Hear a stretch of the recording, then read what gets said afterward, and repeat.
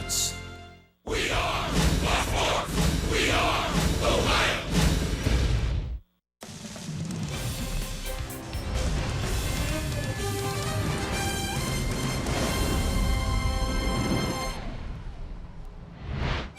As Mars Blackman once famously told Michael Jordan, it's got to be the shoes, money. And last night, Francisco Lindor broke out some new kicks and proceeded to kick Kansas City's teeth in. A grand slam and a 3-run homer. And the Indians routed the Royals in the series opener here at Kauffman Stadium in Kansas City. Tonight, it's Game 2 here on Sports Time, Ohio. Hi again, everyone. Matt Underwood alongside Rick Manning. The story of the night, obviously, was Francisco Lindor. And it's amazing when you think about this. He's homered 3 straight games, twice in the last 10 games that he's played. He's been on a remarkable run, and it seems like everything he hits is going to be for extra bases. He has 50 extra base hits this year, and I'll tell you what, the multi-hit games, he has 32. He just continues to go out there and pound the baseball, and he's on a remarkable run right now. 197 total bases, which leads the league, and on this road trip, he has finally picked it up. Look at 7 ribbies last night, 4th player in Indians history with a grand slam and a 3-run home run. His last 7 hits have been for extra bases. And I still can't get over that. He's homered in 3 straight games, twice in the last 10 games that he's played. I mean, that is some kind of tear for Francisco Lindor, and I just hope that somehow, some way, he gets voted as the starter for the American League All-Star team. Agreed. Shane Bieber will get the start tonight. Rick, since he got recalled, he's made 3 starts. He's 3-0, and he's given up a total of 2 runs. Yeah, he's again is pitching like he's a true veteran. His composure's there, the command of the baseball, very good. He's not afraid. If you're going to beat him, you're going to have to hit him because he doesn't walk players. He goes out there, stays very aggressive. He says, if I'm going to get beat, I'm going to get beat with my best stuff. The Indians have won 8 straight against the Central Division. They're 5-2 this year against Kansas City. We'll be back with the first pitch. Coming up next, Alan Jensen from the studio in Cleveland. Cleveland Indians baseball is brought to you by Who But W.B. Mason, the official office supplier of the Cleveland Indians. And by your Northern Ohio Honda dealers. Made in Ohio, Ohio proud.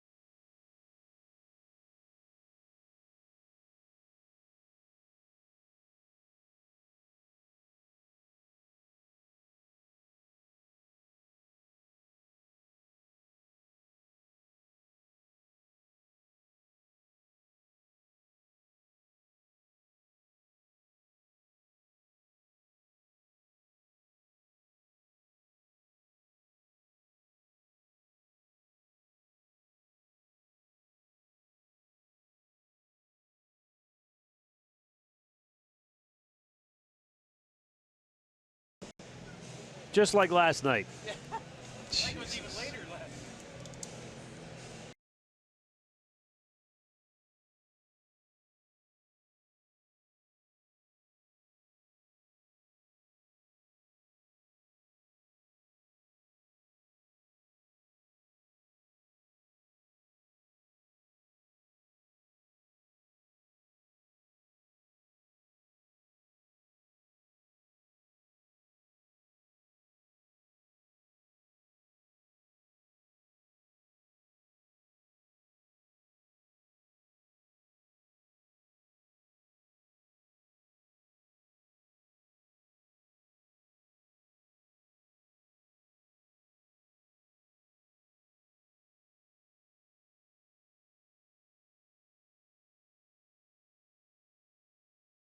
On the eve of the 4th of July, Game 2 of this 3-game series between the Indians and the Kansas City Royals. Time now for our Hear Right sounds of the game. Here's Andre Knott with Sandy Alomar. As Cleveland fans, pretty lucky right now to see Francisco Lindor and Jose Ramirez kind of growing to who they are. Do you see any resemblances or anything like what you guys were like in the 90s with those two guys? Well, I think these guys are two special guys. They could end up being better than those guys. I mean, only time will tell, but their stars have been unbelievable. I feel like we have two superstars in the making, not just star, I'm talking about superstar. Because they can bring to the table many aspects of the game, tools of the games. They can win you a game. They can run, they can hit, they have power, they got good arms. And on top of that, which I enjoy the most, they really prepare themselves very well. Francisco and Jose, they come and when we talk about base running, we're talking about them, they really want to know what's going on. And they take a lot of pride on that. And they also have fun. That's the number one thing. You got to have fun when you play this game. If you don't have fun, then things tend to be a little bit more tense. And you tend to fail more times than often. Relaxation, breathing, those guys are the best, man. Even when they fail, they take a step back and you don't see them throwing helmets and stuff like that. They know they're good, so they know they're going to get out of it. A lot of people, some people older, some younger, complaining there's too many strikeouts, too many home runs, not enough action. I think the game is still great. What are your thoughts on and the shifts and everything else? What are your thoughts on that? Well, there's a new transition, from contact to launch angle, and that's going to induce more strikeouts. And I think that once the hitters adapt to that and realize that at times it's not always launch angle and home runs, that you can help the team different ways too, putting the ball in play. The strikeouts are gonna go down again, but it's part of the transition. Pitcher figured out that when you have a launch angle, there's a lot of room for mistake for the hitter up there in the zone and down in the dirt. So the breaking balls are coming back, the high fastball is coming back. It's not like it used to be. Everything down, down, down, but now that's part of hitter's launch angle, ball down and in and down in the zone because they can lift it. But the most exciting thing in baseball is home runs and triples, and obviously slugging, and players are getting paid for slugging. So I guess they make their adjustment too, but fans will make their adjustment, and at the time, it's going to come point in time that the hitter got to make adjustment on two-strike approaches too.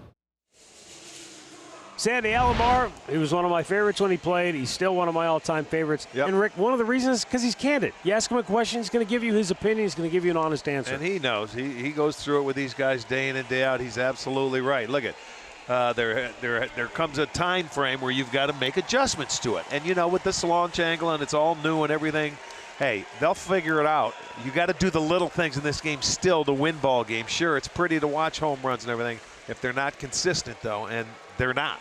Well, we'll see if the Indians can win another ball game tonight here in Kansas City. Back with the first pitch. Coming up next.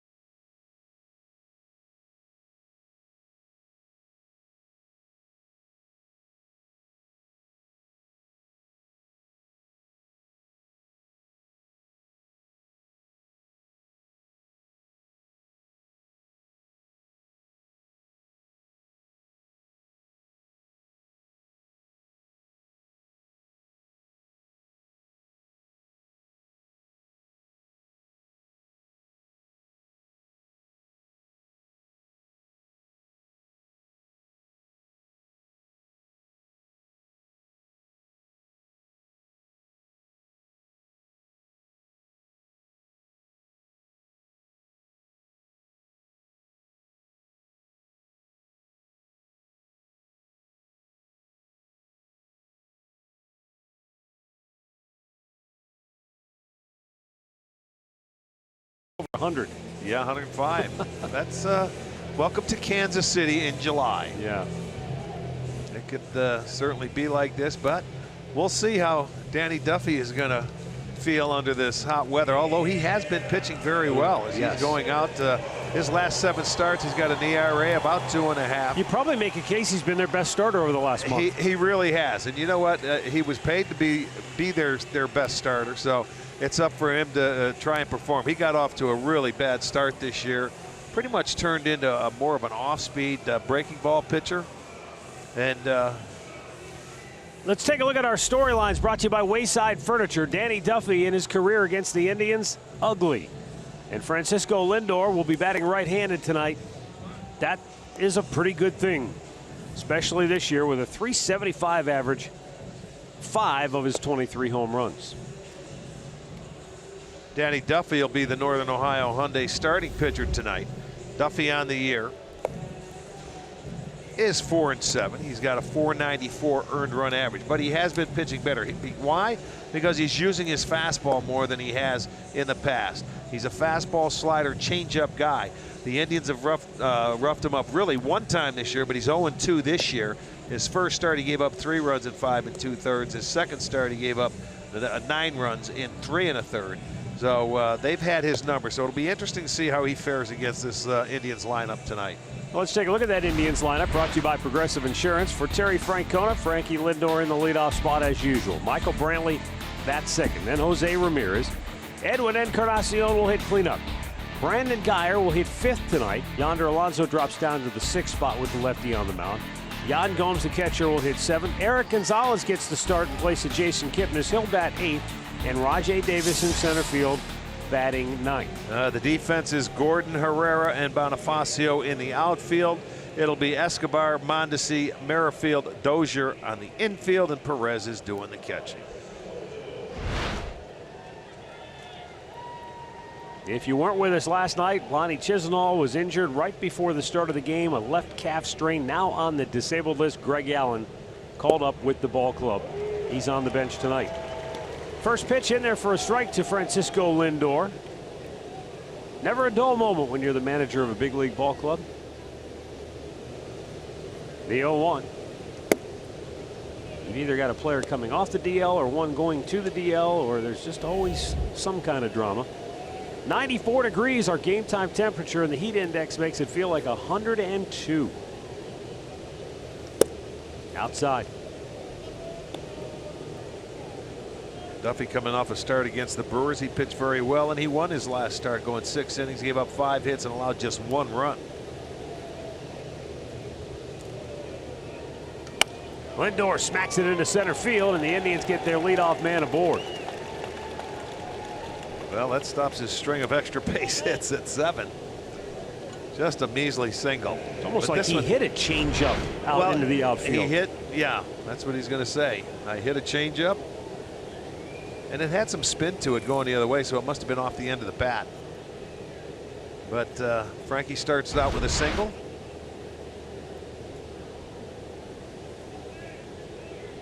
Lindor has stolen 10 out of 13 on the year. Duffy, the left-hander, will keep a close eye on.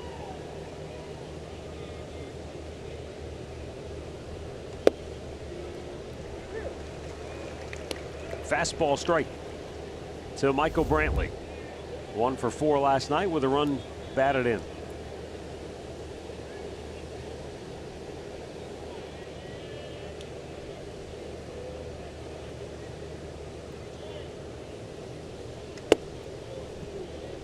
Fastball backs him off.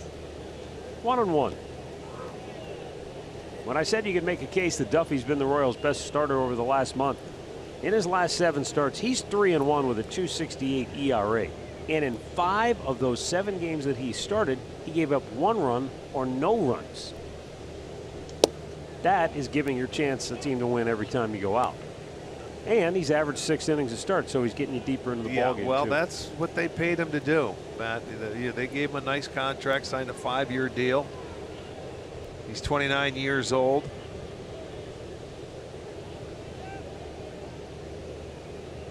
His contract will run through 2021, and some people say, you know, if he's pitching very well, Who knows? He could be a guy maybe at the deadline, as they talk about everybody that with teams nowadays at the trading deadline. Everybody's name's mentioned.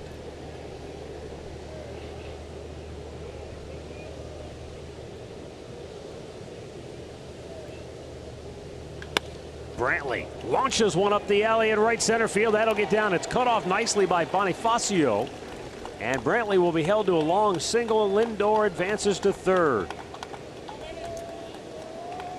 Very spacious outfield and a lot of grass out there, but he does cut it off before it hits the gap. Let's take a look at this pitch. It's a fastball on our Nissan pitch tracker, down and in. Michael likes it down there, so he shoots it into right center field. Easily Lindor going to third, so first and third, nobody out, and a chance for the Indians to get on the board early. Jose Ramirez takes a pitch up high, ball one. Ramirez second in the American League with 24 home runs. He and his teammate Francisco Lindor tied for 8th with 55 runs batted in. Right past Duffy, who knocks it down, and it's going to work out well for the Indians and not so well for Kansas City. It's 1-0 Cleveland. Ramirez with an infield RBI single. Well, you talk about catching the breaks right there. If Duffy catches that ball, I think Lindor's going to be caught in a rundown. They would have had him out, but it goes off his glove. It's a breaking ball.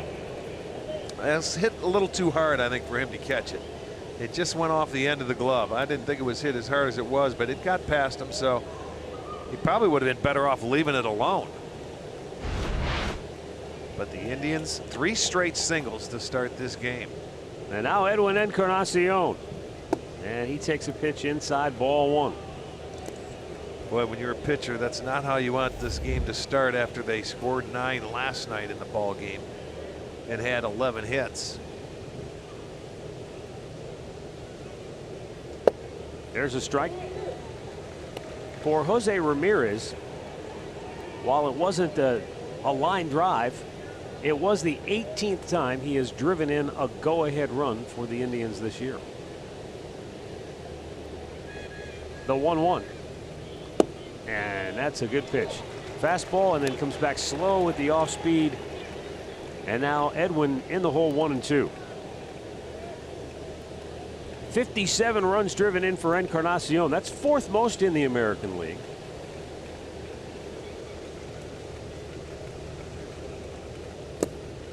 Salvador Perez able to block that, and it's 2-2.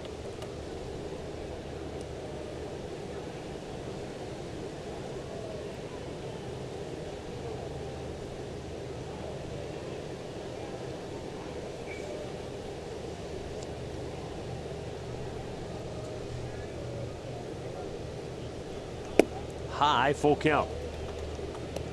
In his career, Edwin 240 at-bats against Kansas City pitching, and he's compiled a 283 average with 13 home runs. And the payoff pitch is swung on and missed. Duffy strikes him out, 1 down. Well, he came in with a fastball. He was not going to mess around. He tried to get him to swing at his off-speed pitch, but he gives a good low dart. 95 right there, throws it by him. So that's something he's been doing more of recently. Matter of fact, he threw 55 fastballs in his last start against the Brewers, and not one went for a base hit. Brandon Guyer takes a pitch inside, ball one. Guyer getting the start tonight in right field with the left-hander on the hill. Boy, it has been a struggle for Brandon. Last 14 games, just 3 for 17. Pulls it foul. 1-1. But this has really evolved into his role, facing left-handed pitchers. He has 1 hit and 40 at-bats against right-handers for the year, but against lefties, 14 out of 57. The 1-1.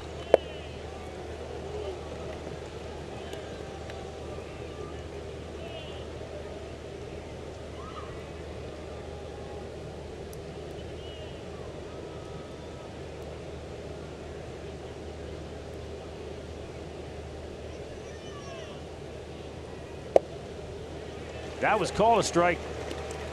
It was borderline. Well, he went up under the arms or the hands of Geyer, and he jumped back, and it made it look like, boy, that was way in off the plate, and it was. But he gave him that pitch. That's a big break there. Instead of 3-1, it's now 2-2. Came right back with a fastball, and Geyer fouls it straight back.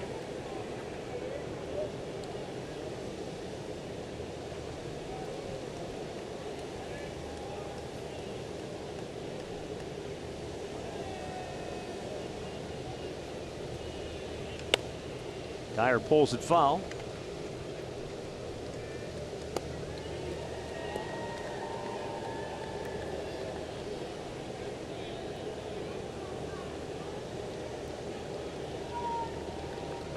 Two on, one out, 2-2 pitch. Upstairs and a full count.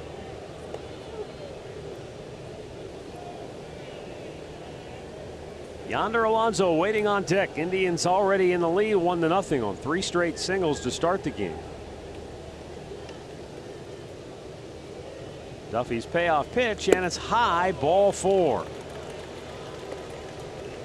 Rick, you mentioned right at the top of the telecast, it'd be interesting to see how Duffy fares.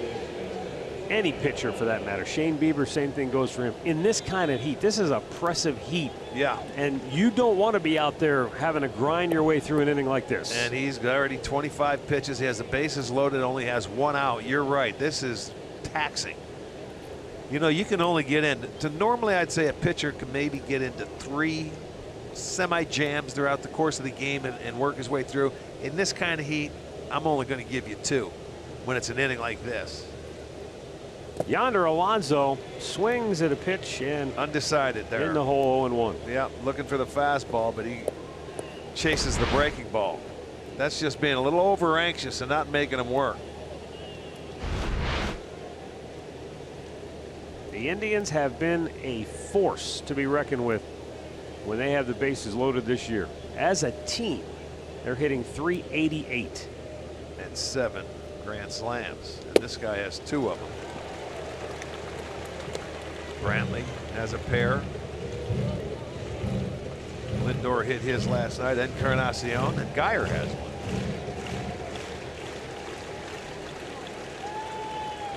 Right now, though, Alonso in a tough spot, 0-2. Oh. And he hangs one, but he pulls it foul. Boy, got away with a mistake there. Left a breaking ball up in the zone. Easy pitch for Alonso to handle on an 0-2 count.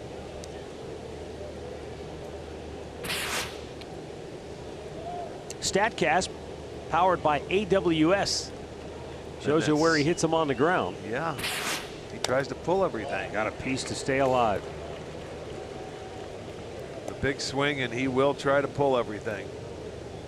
Yeah, with the bases loaded, the Royals do not have a shift on, but you can see Merrifield, the second baseman, pulled around on the right side of the infield.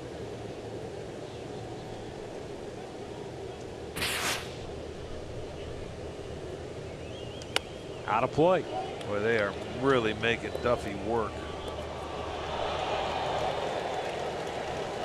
A 30-pitch inning, and as a hitter, you have to hope that maybe you wear him down to the point where he'll make a mistake. Leave one out over the middle of the plate, but you have to take advantage. Another foul back at the fastball. Yeah, he's out there. He's gasping for air now. Look at him. He's already. He could use some oxygen.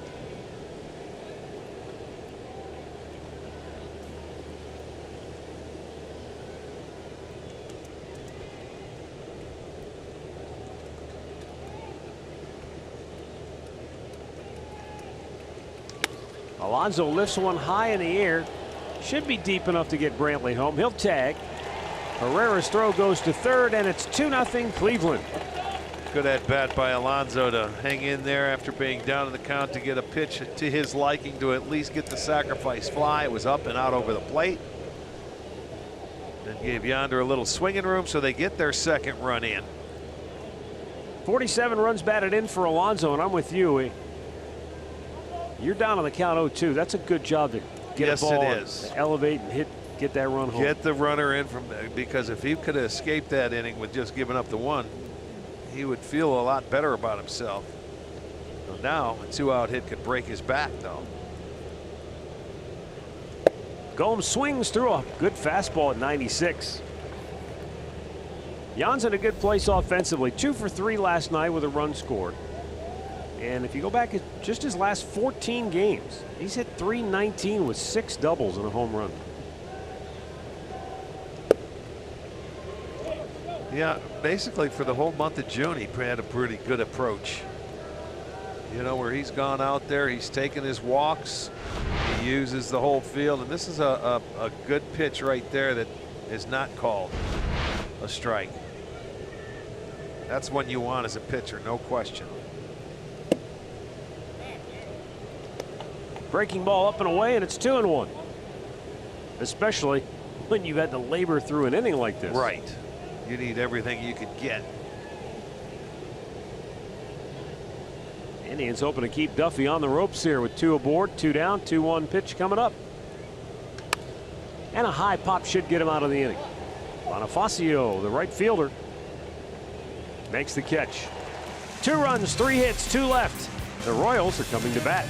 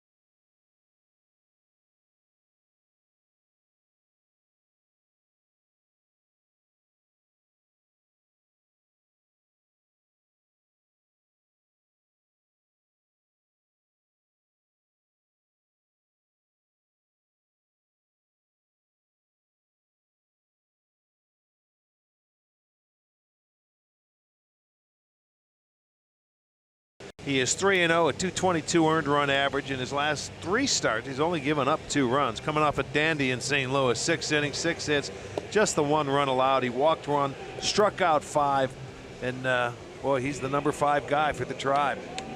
Ned Yost starting 9 looks like this. Whit Merrifield leads it off. Rosel Herrera in center field bats second. Then it's Salvador Perez, Lucas Duda, Jorge Bonifacio, and Alex Gordon. Hunter Dozier, Alcides Escobar at third base, and Adalberto Mondesi is at shortstop, batting 9th. Now the Royals did have a last-minute change, just like the Indians last night. Tonight it was Kansas City. Mike Moustakas, a late scratch with back spasms. He was originally going to be in there at third base and hitting third tonight. But he's out. Escobar went from short to third in the original scheme of things, and Mondesi, who was not going to play tonight, is in the lineup hitting 9th. Well, if Mondesi's anything like Rajai Davis was last night, Rajai went 3 for 3. Yep. Shane Bieber delivers a fastball outside. It's 1-1. Whit Merrifield led off the game with a home run last night. He's having a terrific year.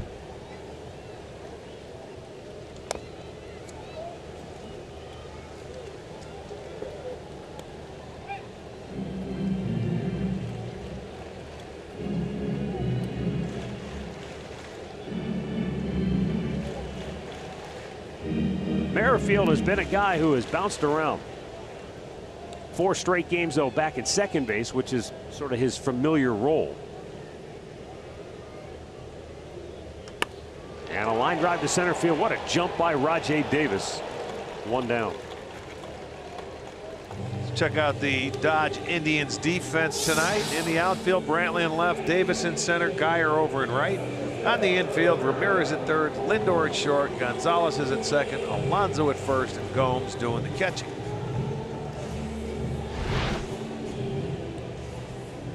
Now Rosell Herrera. Last night 1 for 4.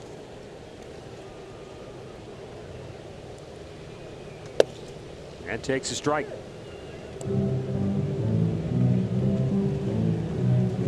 Herrera was with Kansas City, released in early June, and then Kansas City snapped him up, and he plugs one right back up the middle.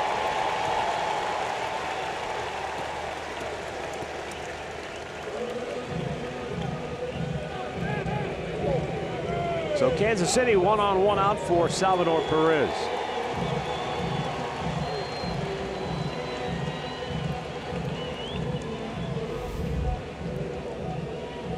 Last night, he had an RBI single in the first inning, which snapped a career-long 16-game streak without a run batted in. Well, and he's one they really, truly do count on. And I'll tell you, they hit the ball hard in the first inning last night, and then Corey Kluber made the adjustment after that first inning.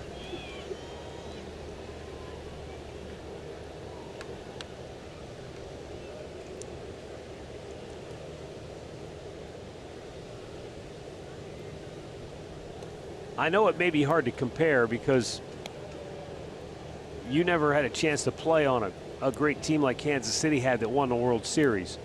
But you played on teams where you had veterans and run-producing guys who were suddenly traded away or not there from one year to the next. Perez punches one into left, but Michael Brantley makes the catch. My question, Arch, is when you're a Salvador Perez or a Mike Moustakas, though he's not playing tonight, or an Alex Gordon, when all of a sudden you look around and you're sort of what's left of what once was the guys to be counted on, is it human nature to maybe try to do a little too much? Absolutely. You're trying to do more than you're capable of doing. And, you know, as you mentioned, Perez was hurt at the start of the year with his knee, and Moustakas wasn't even going to sign here. He was a late addition. He was going to be a free agent taking his bags elsewhere. So really different situation here in Kansas City than what they've had and what they're used to, because this was a really good family style team, I guess you could call it. You know what I mean? Very close-knit bunch. Hosmer, those guys close. all came up together. I mean, the organization's a great organization. The people that work here, they're beautiful. But, you know, you miss those pieces that left. You needed those guys, and if you don't replace them, then it's just not going to be the same. Lucas Duda, the Royals designated hitter, another guy who was a late off-season addition to try and replace some of what they lost when Eric Hosmer signed as a free agent. And by the way, I haven't checked the numbers lately, but Eric Hosmer, for all the fanfare and the deserved money that he got, I mean, he earned the contract that he received from the Padres, but hasn't exactly worked out well for San Diego to this point. San Diego dead last in the NL West, a dozen games under 500.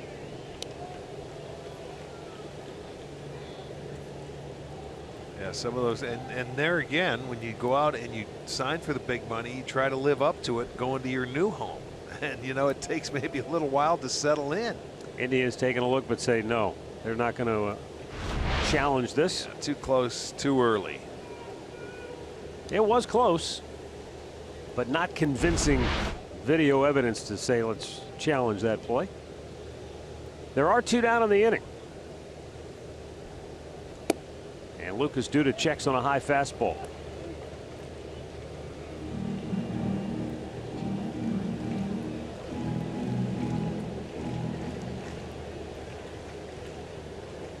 Tigers and Twins both lost today. Milwaukee shut out Minnesota 2-0. Tigers led 3-0 over the Cubs, and Chicago scored 5 unanswered to win that game. So the Indians enter play tonight already with a double-digit lead in the division. looking to increase upon that here if they can win in Kansas City for a second straight night. Launched and goodbye. Wow, that thing was hammered by Lucas Duda. That'll tie the game at 2, his 6th home run of the year.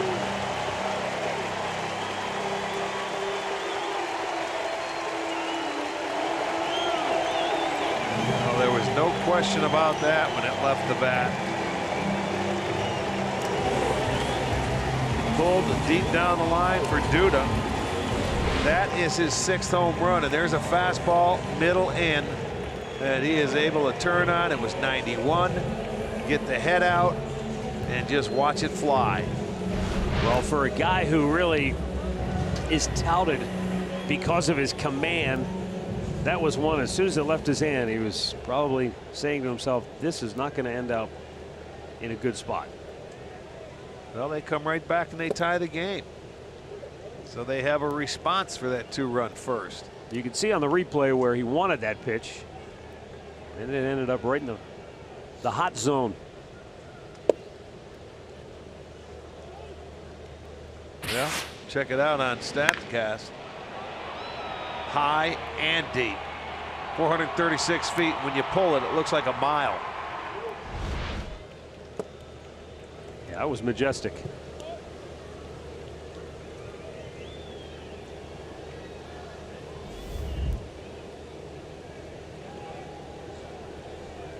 Two one. Pulls it foul.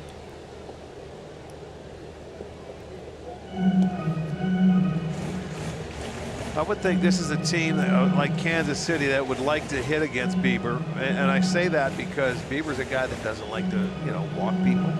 Kansas City, they are second to last in walks. They've always been that way, but they're going to be aggressive. They like to swing the bat, so you're going to have to make quality pitches within the strike zone.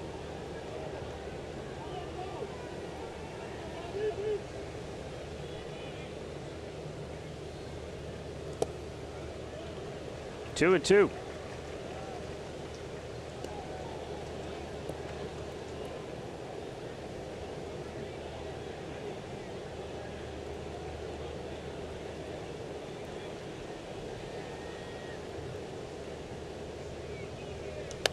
Popped him up, foul, back out of play.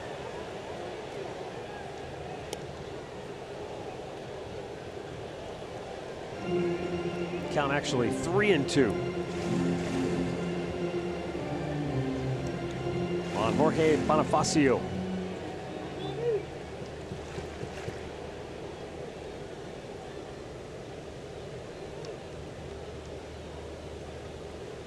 And the payoff pitch is foul by probably less than a foot. A whisker. Not by much.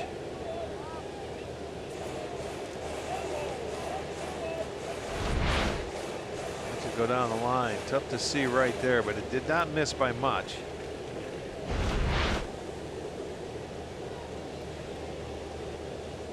You see Bieber 20 pitches here in the first. Danny Duffy made 36 in the top half of the inning. About 3-2. And he walks him. So that keeps the inning going for Kansas City. And Alex Gordon to the plate in the tie game.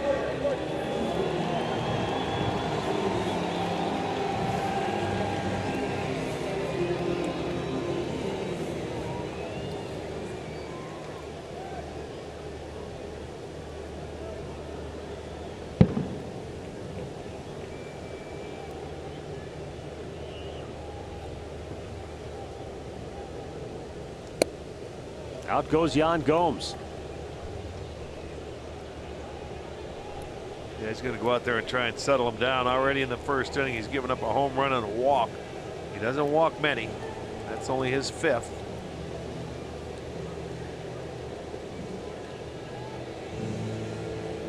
Just a little something to get him back on track.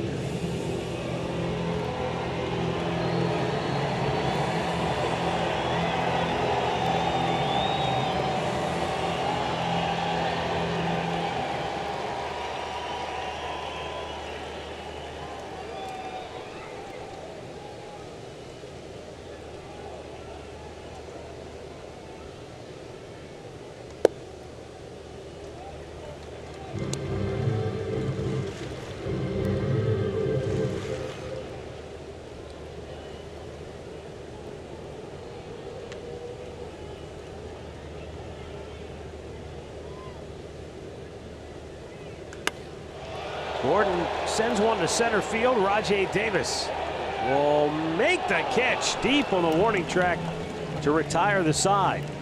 The Kansas City Royals, dead last in the American League in home runs, get a 2-run shot in the first, and we're tied at 2.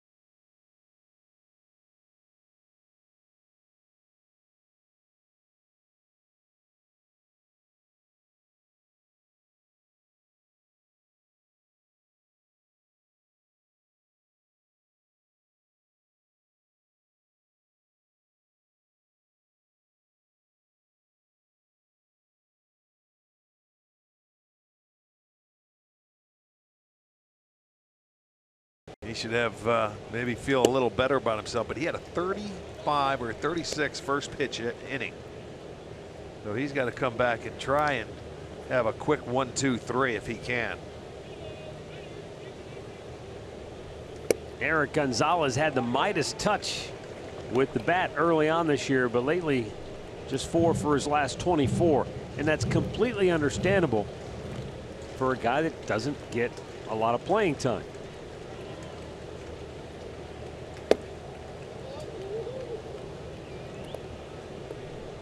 Thing I think the key for Eric to do is, you know, take a deep breath and you know, relax a little bit, because I'm sure you get anxious up there when you don't have opportunities. And he waves at one. Duffy with his second strikeout. Well, watch every out-of-market regular season game live at home, in the office, or on the go with MLB.tv. Your subscription includes MLB At Bat Premium, allowing you to watch live baseball on your favorite supported devices. Blackout and other restrictions apply.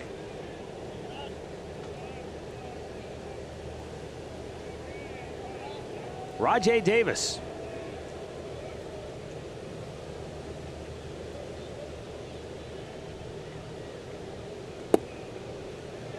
In his last 16 games, he's batting .350. with 13 runs scored, and he has swiped 8 bases. You know, now that Lonnie Chisenhall goes on the disabled list, I know you got to try and pick and choose times for Rajai to play, and he does. He plays almost always against left-handers, but he'll see more playing time against right-handers now, I would figure.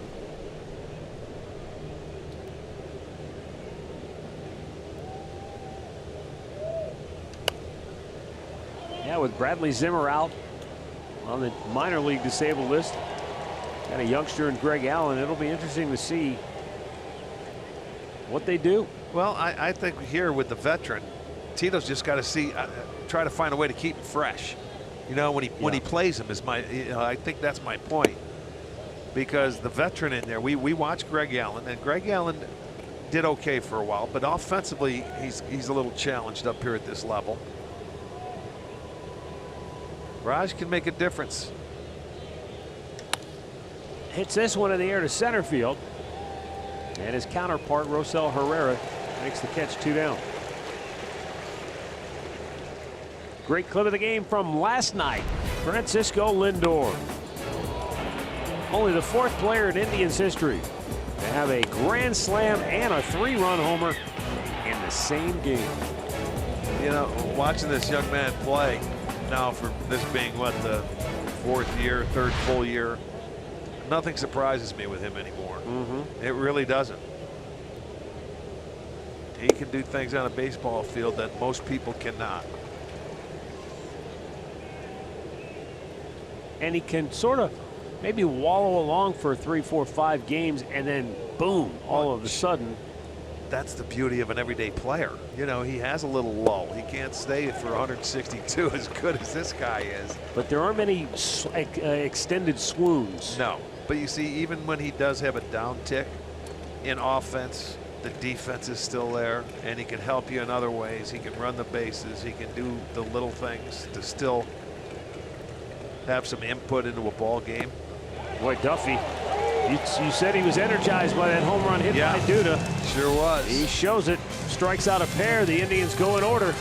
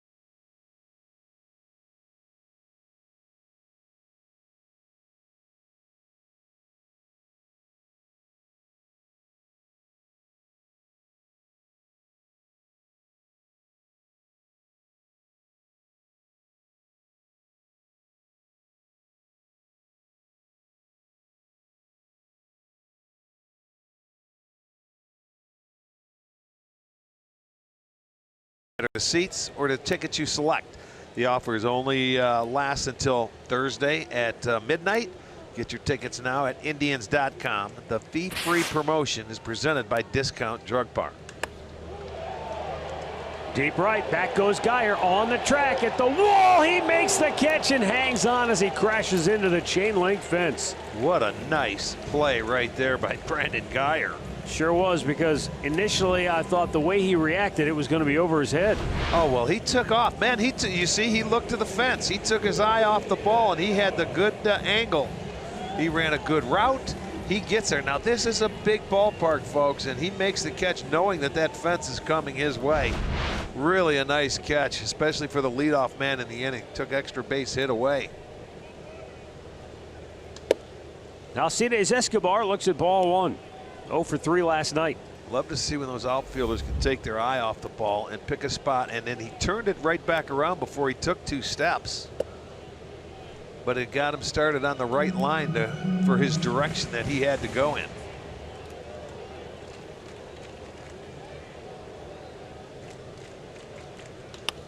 Ground ball between third and short. Lindor will have it, but no chance to make a play. Now, he was thinking of bouncing it over there again, but he didn't catch it cleanly, and still had a reaction to get it and make a throw. But it'll go as a base hit. Good effort, quick hands. Watch this. It just didn't go in the glove, but boy, he stayed right with it and still got a throw off. He's got Salvador Perez running. He might have had himself an out. And that'll snap an 0 for 15 for Alcides Escobar. Now a ground ball to second. Gonzalez goes to Lindor for 1, but they won't be able to turn 2. However, there are 2 down in the inning.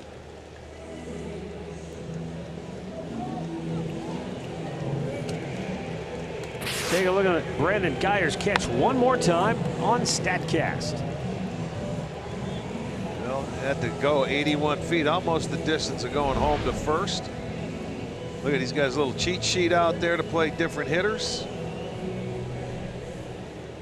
But that was a nice running catch.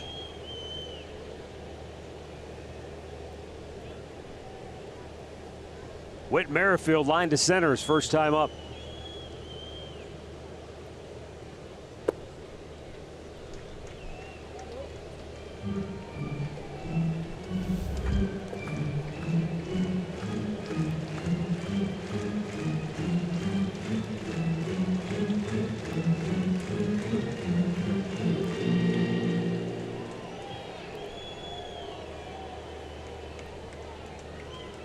Good time for Mondesi to try and run here. If he goes, yeah. Swing and a miss, throw down. It's in time, but he beats the play. Boy, it was like a last late burst from Mondesi as he slid in feet first. That'll be his 4th steal. Well, Jan did everything he could. It was a good fastball, a nice pitch to throw, and he made a good throw. Just the speed of Mondesi beat it there, and why not? You have 2 outs, you've got your leadoff man aboard. It's the perfect time to run.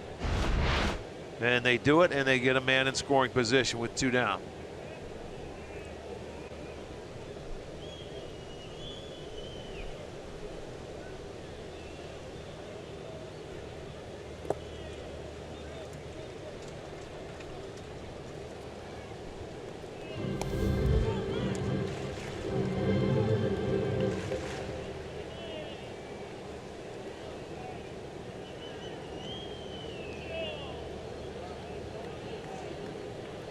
Merrifield is a tough out because he will use all fields. And he's a good line drive hitter. Takes a strike. Good fastball in there. And it's 2-2. I don't know if he was looking away, but this pitch straightened him up. Well, you know, as Bieber keeps that ball down, when you see one go up there around the belt or something, it sort of surprises you, I think. Ran that fastball right in on his hands. Stays 2-2.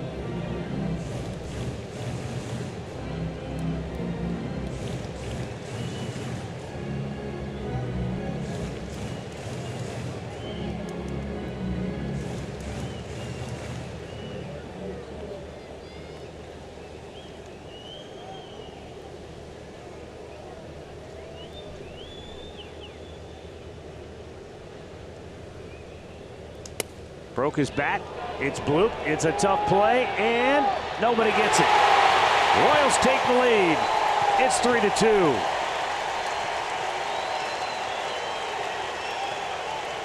Well, that's really a nice job of hitting by Merrifield.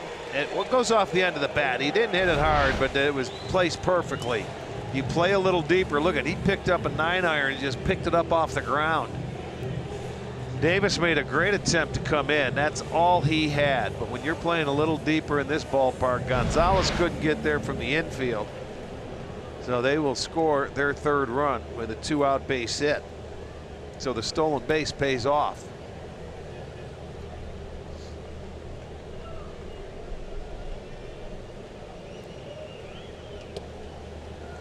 And Merrifield, the guy that can run, he's stolen 16 out of 20. So keep that in mind.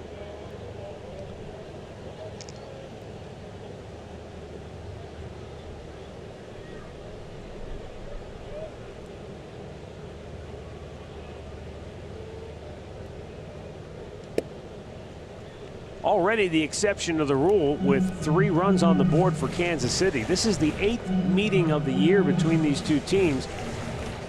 And in 6 of the 8 games, Kansas City has been held to 3 runs or less.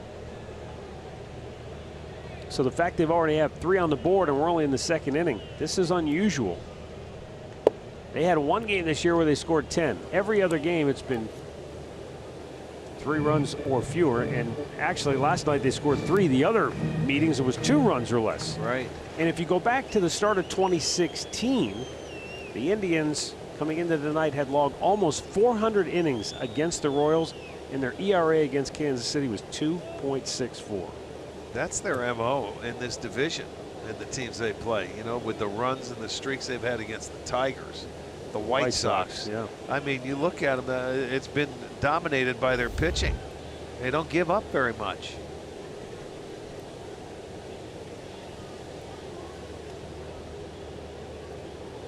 Runner goes, swinging a foul ball.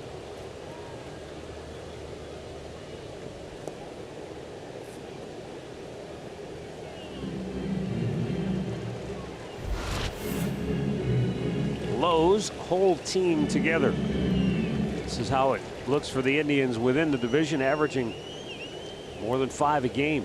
Yeah, 2-1, 26 and 13. Look at the starter ERA, 2.66.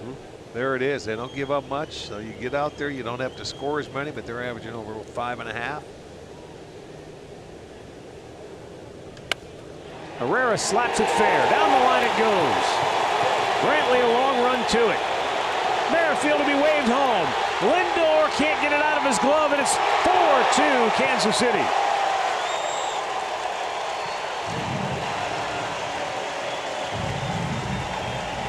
Brantley's throw took Lindor off the line, and it made it a little more difficult for him to get the ball out of his glove. It was not a good relay throw by Michael Brantley because it gets down there. You've got to get the ball up around the chest to where Frankie can just turn and keep his feet up. He's got to go back, and he was way off the line. He had to reach to get the ball and then double clutch to get it out of his glove. So the first throw from Michael not on line, or I believe they could have had a chance. But 2 good throws?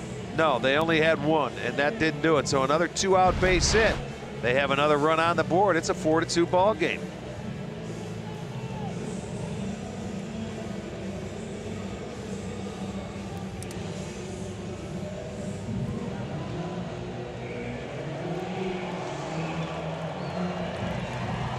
Kansas City halfway to a number they haven't seen in a long time.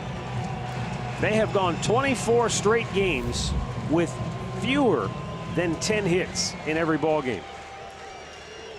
And they've lost 20 of 24 in that stretch.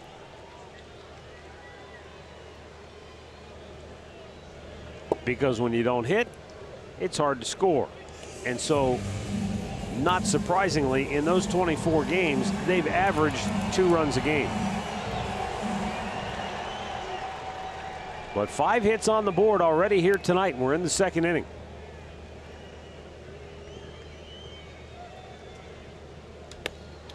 Perez in the air to right field. Brandon Guyer will make the catch. Through 2, it's Kansas City 4, Cleveland 2.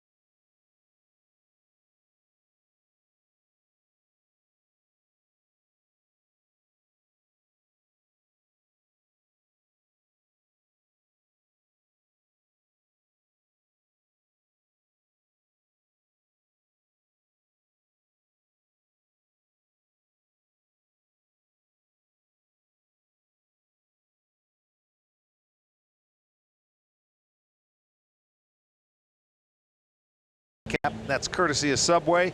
And then the post-game fireworks show, Patriotics fireworks show, will be presented by Wayside Furniture. Well, let's see if the Indians can answer here. Now down 4-2. Michael Brantley will lead off in the third.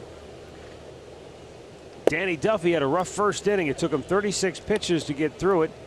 He gave up 3 straight hits to start the inning, but he got out of it, allowing just the 2 runs, and now Kansas City has responded with 4 unanswered.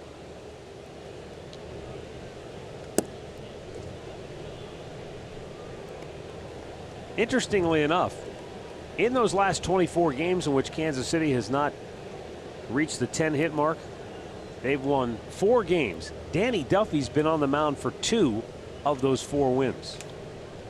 Well, he feels it too, and I'm going to tell you that I think the 2 runs they scored in the bottom half of that first just really picked him up a lot after he really struggled in that first inning. Right back to him. 1 away. Now it's time for the Buick stat of the game.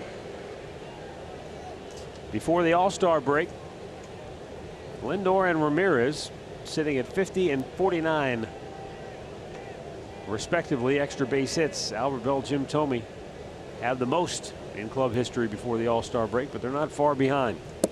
And a long homestand still to come before the All-Star break. And they hit better at home. That's the scary thing.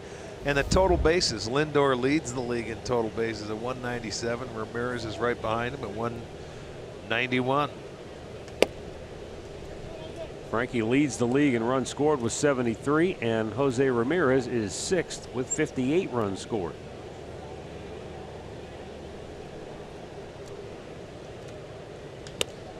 Pops this one in the air. Center field. Herrera. 2 down. I mean, when you try to compare the 2 guys, it's almost like looking in a mirror. I mean, when you look at them, they're so close, and they're both on the left side of the infield. I mean, you talk about a combination that plays on one side of the infield. You can't get any 2 guys that are better than that.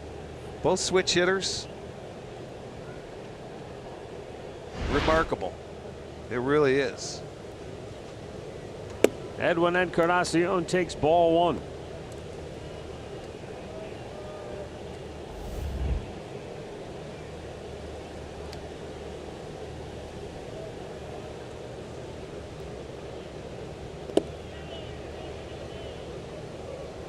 I think the other important element is that they bring an energy every day to the ballpark. Do.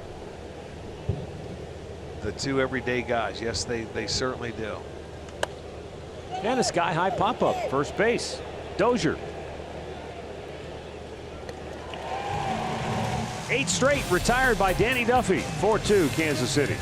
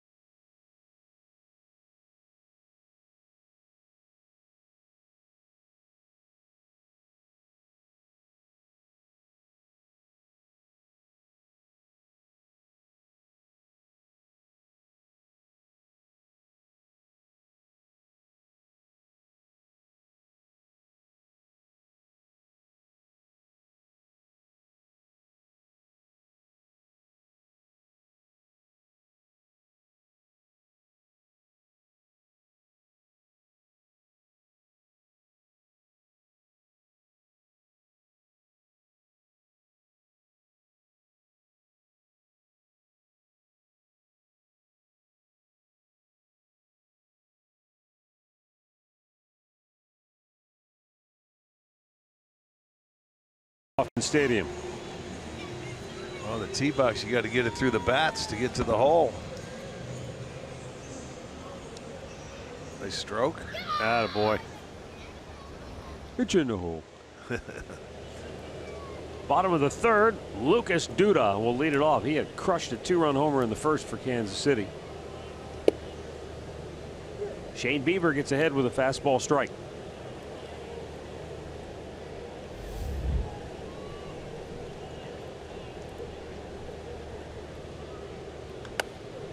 Pops him up. Ramirez has a long run, still going out, and Brantley finally says, Ozzie, you've done enough. I'll take over from here. 1 away. Well, that's a tough play for Ramirez going out that far.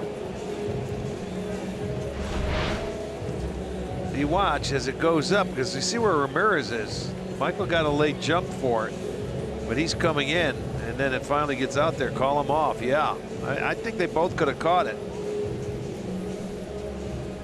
Much easier play for Brantley, though, and that's the right decision to make. Jorge Bonifacio walked his only time up in the first. Shane Bieber gets ahead. Fastball, strike 1.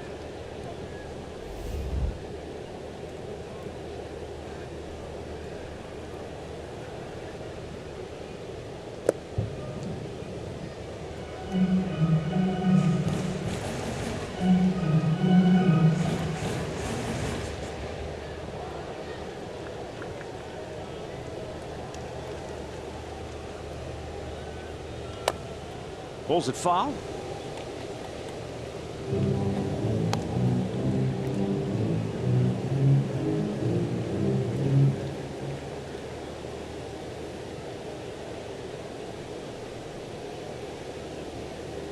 Well, Bieber needs a nice inning here to regroup, get his offense back into the dugout quickly.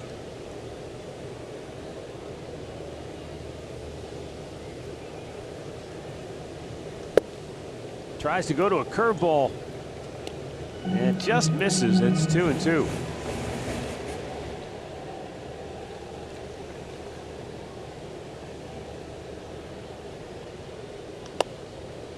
Fouled off to the right.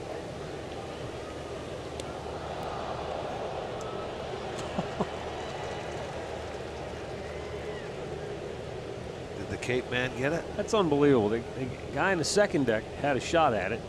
He fumbled it away, and a guy sitting in the lower deck. Fair ball down the left field line. Bonifacio's on his way to second.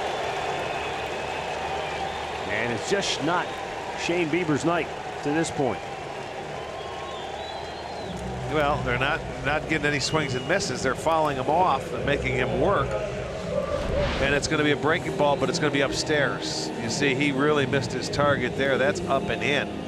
They want that breaking ball down and away, and he laced it down the third base line. So Bonifacio gets his first double of the year.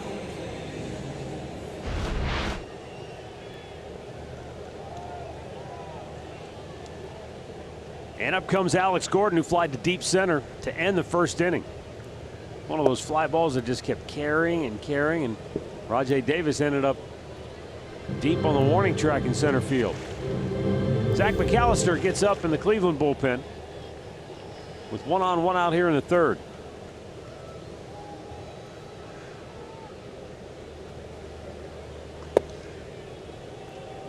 And it's low, 1-1.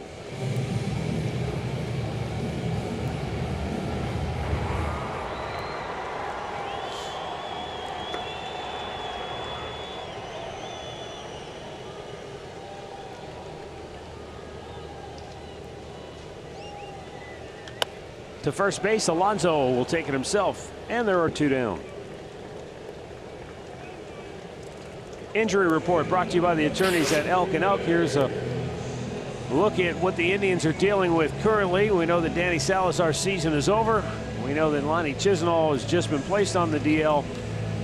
What's the latest on Andrew Miller and Tyler Olson? For that, well, we go to Andre Knott. That's the good news, Matt. For Andrew Miller, he threw off the mound 25 pitches yesterday back at home in Cleveland. He will do the same thing again tomorrow. Now, this is up a little bit ahead of where everyone thought he would throw back off the mound. They didn't think he was going to do that until Friday or Saturday of this weekend. Also for Tyler Olson, he will pitch with Columbus tomorrow night and then hopefully pitch again another time before the weekend and hopefully be back with the team by the end of the weekend.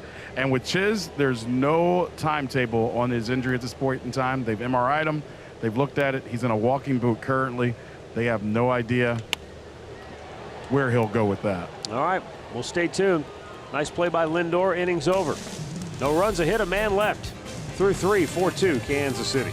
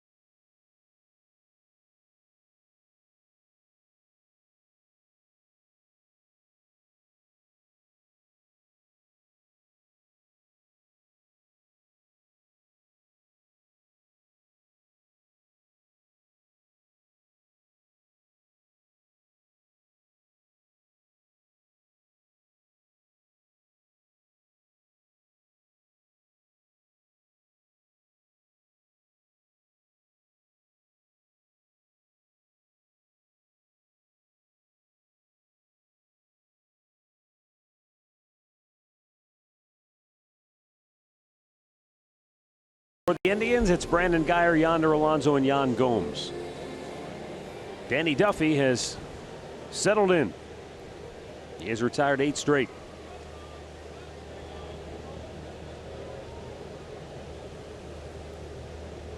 I was saying before that Duffy, despite Kansas City's offensive ineptitude of late, the 24 straight games, fewer than 10 hits, and they've only won 4 of those. He's been on the mound for 2 of those 4 wins. Ground ball to short should get him the first out of the inning, and it will. One of those games came in Oakland. He combined with a bullpen to shut out the A's. So that's how you win when you're not scoring. Don't let the other team score. 2-0 game on June 9th. On June 27th, this was a weird one though.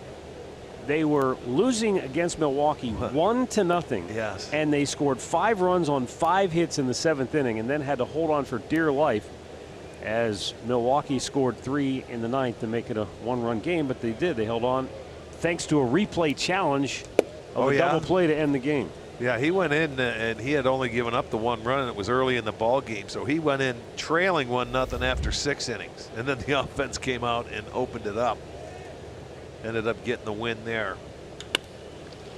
Fly ball center field. That's going to drop for a hit. And Yonder Alonso has the Indians' 4th hit of the game, first since the 1st inning. That's a good case in point, that base hit there, how deep you have to play out here in center field, where that ball stayed up for a while. If you're playing in a little bit, that might have been catchable. But he lays back and just stays on it. Didn't get a good jump on it, but he just lays back there and lets it bounce in front of him. Guys, if you can give me a second, I know we were doing the injury report going into the break at the end of the inning. Because so many people are listening back at home and certain people get a hold of me as we do things, I want to let everybody know Cookie Carrasco's great and he'll be pitching on Friday. He's healthy. He wants my mic. He won't get it on Friday. No, he won't have it on Friday, but I got a feeling on Saturday. No, only if he wins. He misses us is all I'll tell you guys. All right, Cookie. We miss you too, Cookie. We look forward to seeing you Friday night. Trevor Bauer makes the start tomorrow night in the series finale to wrap up a long road trip.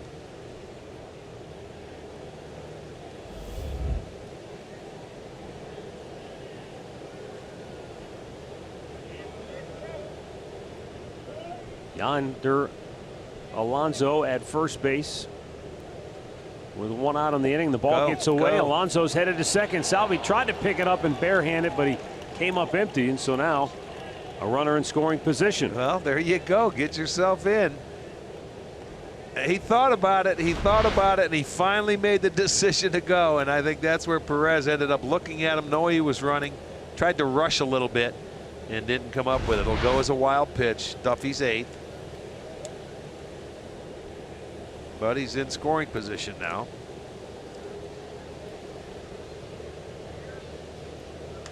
Ground ball towards third. And just in the nick of time, Alcides Escobar throws out Yan Gomes 2 away.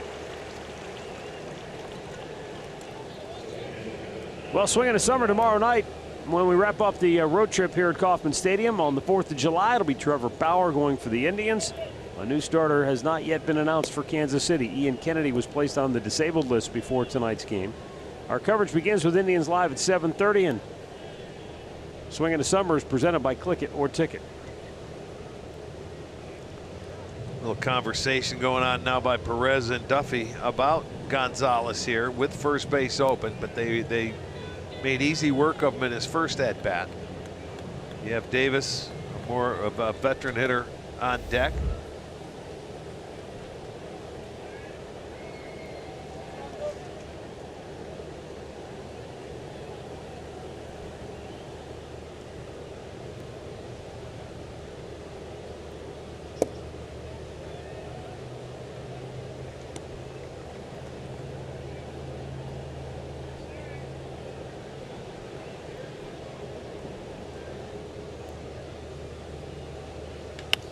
Right at the shortstop ball, nicely done.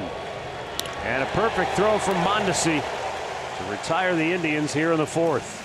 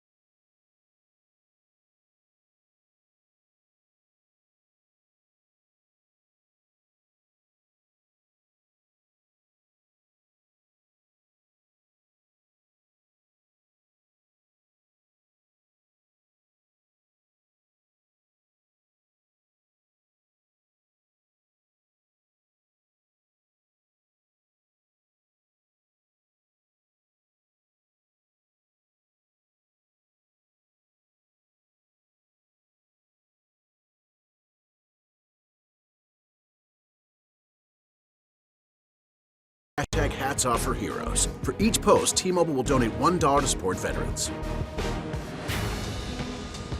It's a 4-2 Kansas City lead, bottom of the 4th inning. For the Royals, it'll be Alcides Escobar, Adalberto Mondesi, and Whit Merrifield.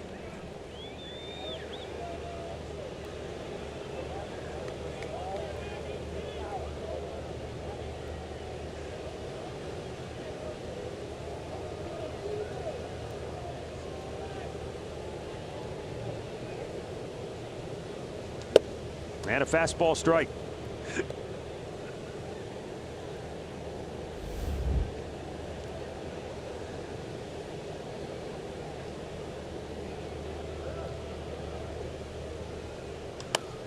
Right field, Geyer makes the play. Let's go back to the studios in Cleveland for a game break with Al Pawlowski.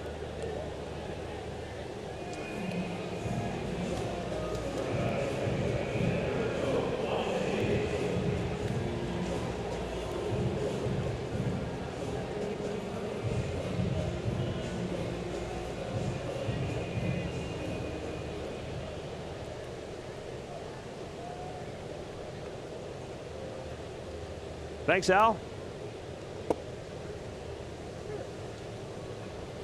Adalberto Mondesi reached on a fielder's choice, stole a base, scored in the second.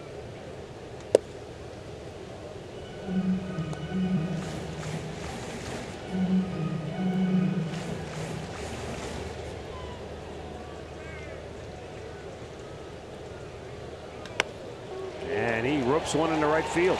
7th hit of the night for Kansas City.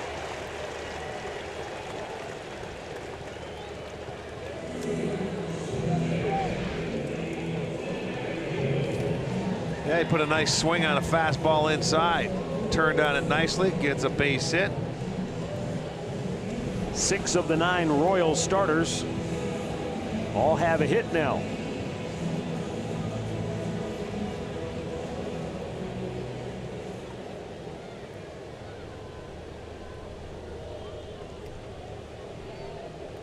Whit Merrifield drove in a run on a broken bat bloop single in the second inning.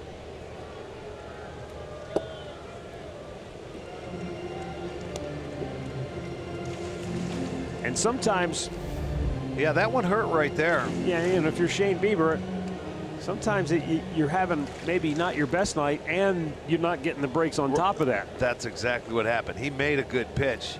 This guy hit a ball out of the strike zone, broke his bat, but they're starting. There you go. Double play is going to end the inning. Indians catch a break this time, and Bieber says, thank you. Finally, the baseball gods smile on me for a change. 4-2 Royals. We've played 4 here in Kansas City.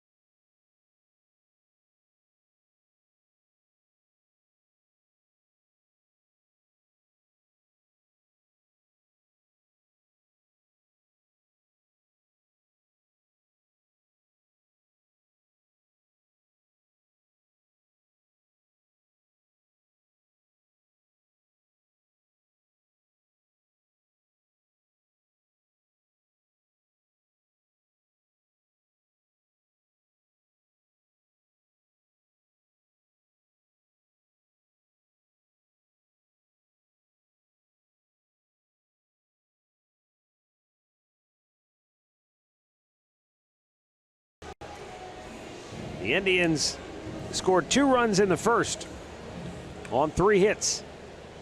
Since that inning, they have 1 hit. Rajai Davis flied to center. And a foul back.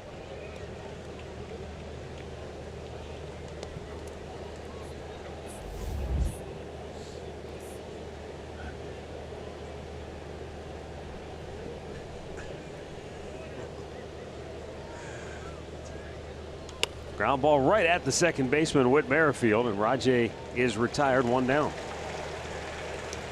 Let's go down to Andre Knott. Well, after this, I'd love to know what's so funny. But we're talking about Francisco Lindor and how his teammates have taken to him. If you heard a little bit last night, Corey Kluber just marveled that over the weekend in Oakland, Frankie came out early on Saturday. It was a day game. He went to Michael Brantley. He went to Victor Rodriguez, the hitting coach. And he said, he didn't like his swing. He didn't like how he felt. So after going over some film, he came out early, took some more swings. I reported and told you guys how he didn't like where his front shoulder was going and trying to hit the ball out front. Remember that, Rick? Right. And, you know, Kluber said to me last night, he goes, it's amazing to me. You look at his numbers, and he keeps working. He wants to be great. He keeps working at stuff. He goes, he can relax. He doesn't have to do this. but he keeps pushing because he wants to be great. And the first thing he said to me after that game on Sunday, because he hates talking about hitting home runs, I go, well, how do you want me to talk to you about it? He goes, I want to talk about how Michael Brantley helped me with my swing. Yeah. I want to talk about how he's helped me get to the point that I'm at right now. You know, the funny thing, you mentioned it, you know, he doesn't have to do that. He does have to do that for himself, because that's just the kind of player he is. Right. He wants to be the absolute best. And he said last night, he said, when you come up with the bases loaded, of course I want to hit a grand slam. And when I was younger, he said I would have taken a bad cut, or I would have swung. We remember that. Remember in RBI Sure. situations, Matt? Absolutely. Rick, where he would swing out of the hills, and he said he's finally found a point where he can relax a little bit when guys are in scoring position and go to work. Well, Line drive single to center we'll field. take singles too. They all work, don't they? His second, yeah, that's 35 now. Multi-hit games. They all work Another until Jose comes up and hits a double. Well, they need a couple of doubles right about now. So there's the second hit for Lindor. So, Andre, we were joking because I had sent a text to Mike Swanson, the Indians or the Royals director of communications, about who was going to be their starter tomorrow. And he said he wasn't at liberty to speculate. And I said, well, I'm going to speculate on the air that you're leaning towards signing Al Fitzmaurice to a one-day contract and starting him tomorrow. And he responded to my text, which I showed Archie, that they were leaning more towards signing Tim Belcher to a one-day contract. Oh, nice. And Belcher's And he's here. in the house. That's right. Yes. Yeah, that's what we were laughing They're at. telling the truth, boys and girls. The guys can see him exchanging the phone from up there because I got an eagle eye, too. But the Owl's watching you. Ow. Michael Brantley trying to get the Indians offense rolling here in the fifth, and he fouls one straight back. 0-2.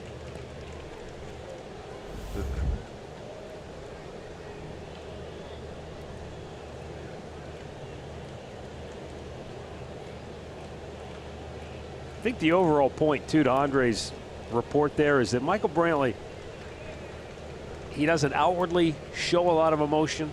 That's why the nickname Dr. Smooth, so appropriate.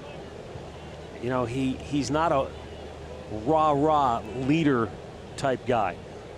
But the leadership he provides was contained in the story that Andre just told us. Taking Francisco Lindor aside and talking to him about his swing and working with him. That's invaluable leadership. The 0-2. Shoots it to left, but Gordon had him played perfectly. 2 away.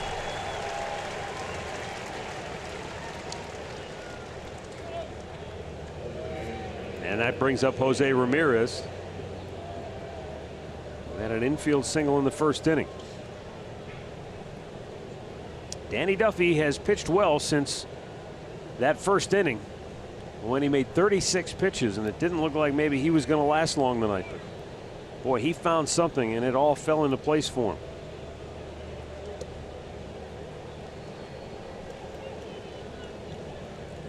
Yeah, well, the last time we faced Duffy, they jumped him early, and I mean they hit him very hard, and I'm thinking to myself, man, that's not that guy.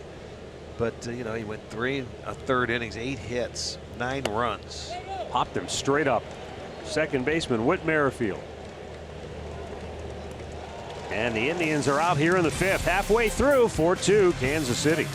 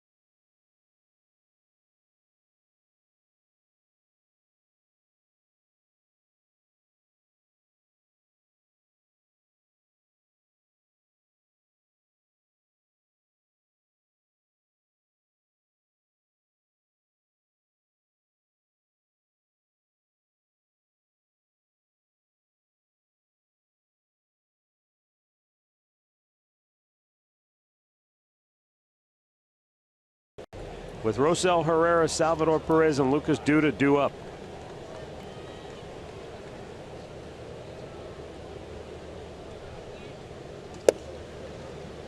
And a pitch in there for a strike.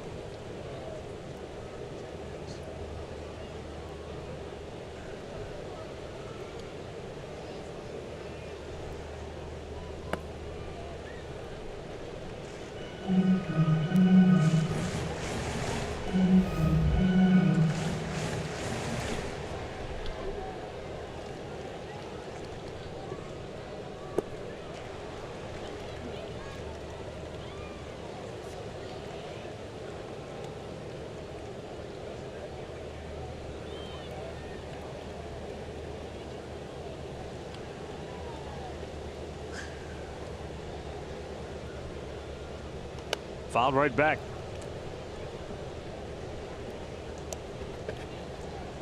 Send out birthday wishes to Audra Stanford from Covington, Ohio, is 94. Frank McGarvey is turning 80, and he's a lucky man. He's been married 59 years tomorrow to his wife Madeline, so congratulations and happy birthday.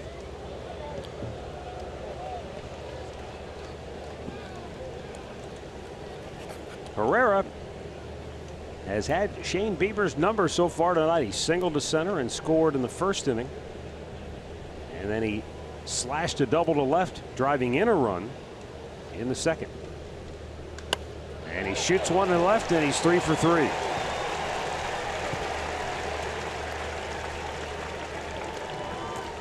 Mid-game summary brought to you by your local Toyota dealers. In the first inning, 3 straight hits, the third of which wasn't hit hard, but perfectly placed, and the Indians were set up. They got a run in, and eventually got another run to make it 2-0. But Lucas Duda in the bottom of the first tied it. Then in the second, back-to-back RBI hits by Whit Merrifield and Rosell Herrera made it 4-2 Kansas City, and that's where we stand here in the bottom of the fifth.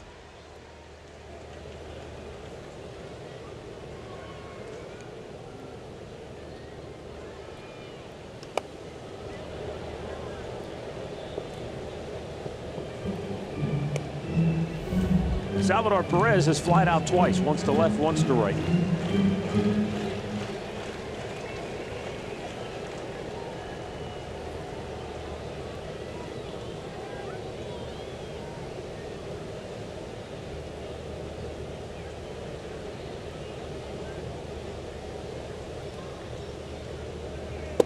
Swing and a miss, throw to first, and Herrera alertly dives back just ahead of the tag. Perfect situation there for Gomes with the right-handed hitter. It's an open pathway for him to throw behind the runner.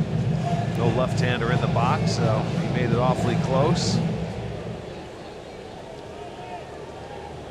It's going to be a hot night back there behind the plate with the catcher's gear on, huh?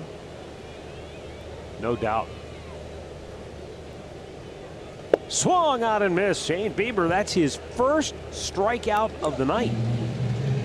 And it's the first out of the fifth inning. Well, just look at the pitches that he had to get him out with: a fastball, a hook, and a fastball. There you go. 3 quick ones.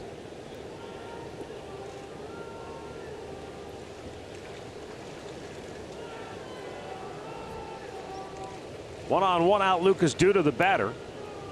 2-run homer in the first. Andre spoke to Sandy Alomar before the game about some of the challenges of catching in extreme heat like this. What kind of insight did he give you? He said the main thing, and we've heard this before, is you have to hydrate. He says not when you get to the ballpark. You have to hydrate at the hotel in the morning. Yeah. He says because you're going to sweat. And he said he was a sweater, and he learned early on that if you don't take care of his sweat. Throw down to second, and they got him. Nice throw. Herrera erased by Gomes for out number 2. Go ahead, Andre. What Sandy just talked about, the guys have to take care of themselves beforehand. And when they come in, you make sure you get a Gatorade, you get water when you come in between innings. He says, but really, it's a 24-hour, type deal, because we were talking about the catcher Wilson from Minnesota, who had to leave the game early a couple days ago in Chicago, when we talked about all the guys that left that game early. He says, he wasn't putting them down. He said, but if you don't take care of yourself and know that the weather is going to be tough, it's going to be a struggle. And he said, as a catcher, it's nothing worse than being behind the plate and feeling weak and feeling like you can't take care of your pitcher. Hey, that's great. Lightheaded. That's really great info, though, for kids that are playing this summer and for parents of kids who are playing this summer. If you're going to a tournament and it's going to be hot, you don't just start slugging down water an hour or two before the game. Right. Yeah, you got to start the night before and make sure that your body is well taken care of, because you get into some of these extreme conditions like this and it's hot out there. You're right, Archie. You're going to lose a pound or two just sweating easy on the field. You might lose a pound or two sitting on the bench watching.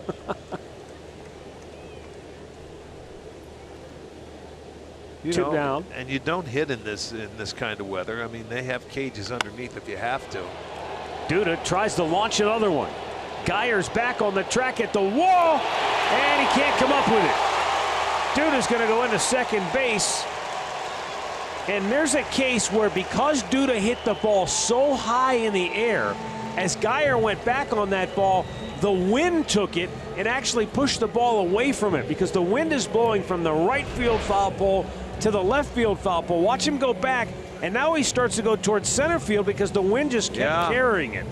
He still had a chance, an opportunity to catch it, but you're right, that wind did push it. Look at him continuing to go. And it's almost like you call it drifting, but there you couldn't help it. The big old ball yard, and right now it may be tough to see. He got there in time, just couldn't hang on to it. And I'm not sure in this park, Arch, when you're at field level, if Geyer can feel down there. That's true, because it's a hole. You're dug into a hole here. You know, maybe you got to turn around and check those flags to see every once in a while, but that's a tough play. Well, it is a tough play. It's not an easy play. He got to the point, but then you know what you do? You panic when you see it's over there and it's not where it was supposed to be. So those hands stiffen up. Why does this ball keep moving? Why is it moving? Oh my gosh, I got to catch up to it. Well, the good thing was there was nobody on base. And you know, so now if he can get out of this inning after the throw out by Gomes, it's no harm, no foul.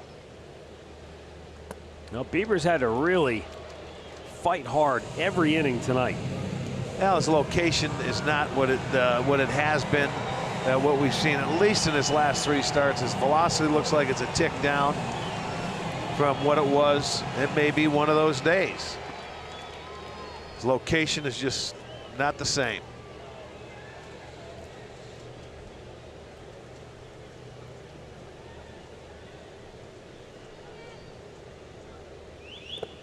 Tried to get him to chase, wouldn't offer at it. 1-2.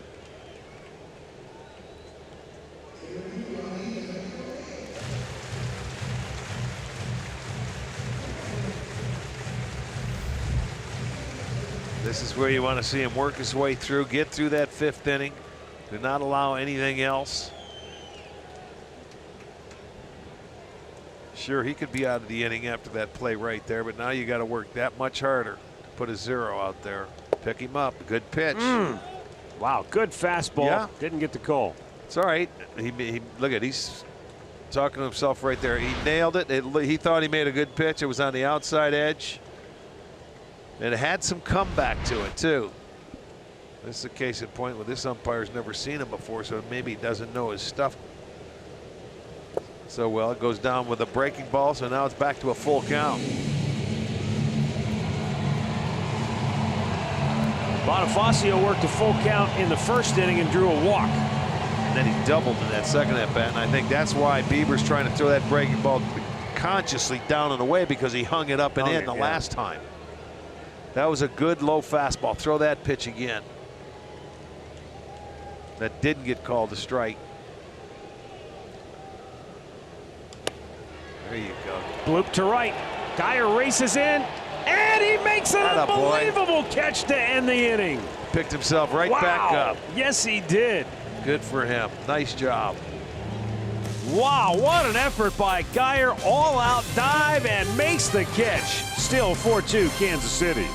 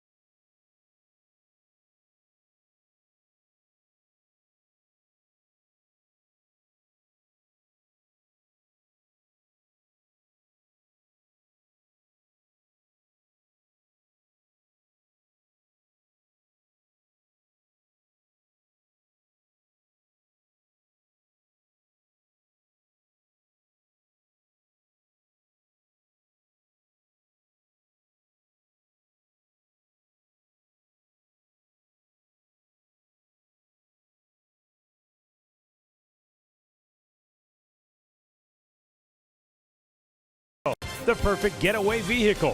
Visit KiaDealers.com to learn more. By Levin Furniture. For the best deals on furniture and mattresses, shop Levin's. And by your Chevy Network dealers. Visit clickchevy.com. Chevrolet, find new roads. First pitch of the 6th inning is a strike to Edwin Encarnacion, who is 0 for 2. Danny Duffy pitching into the 6th inning with the Royals ahead by a couple of runs. Both bullpens are quiet.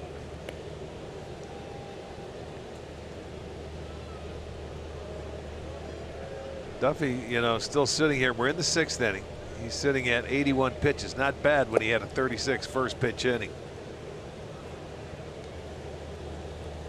Yeah, he hasn't had to strain since then. Pretty much smooth sailing. Yeah, just a couple of base hits. Up high. 3-1.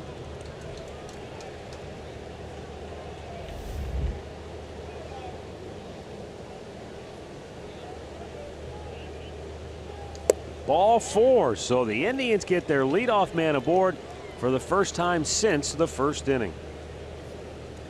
Well, season tickets offer the best perks, including savings and access to Tribe Rewards. And today's Tribe Rewards code is Scooter. Visit Indians.com for complete details.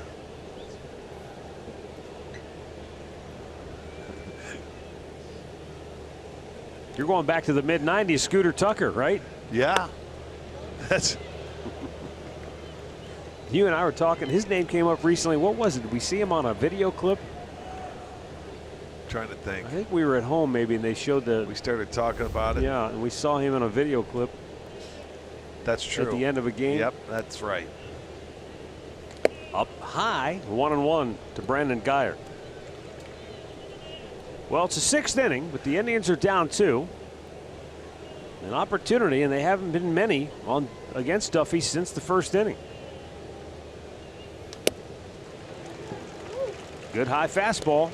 1-2 the count.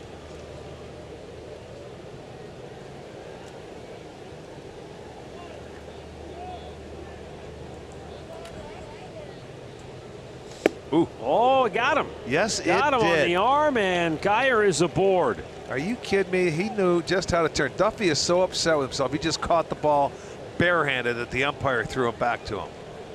He can't believe it. He wanted to go up and in after going up and away with a fastball. And I guess it does. It catch him maybe on the sleeve or anything, because Perez caught the ball. It didn't deflect.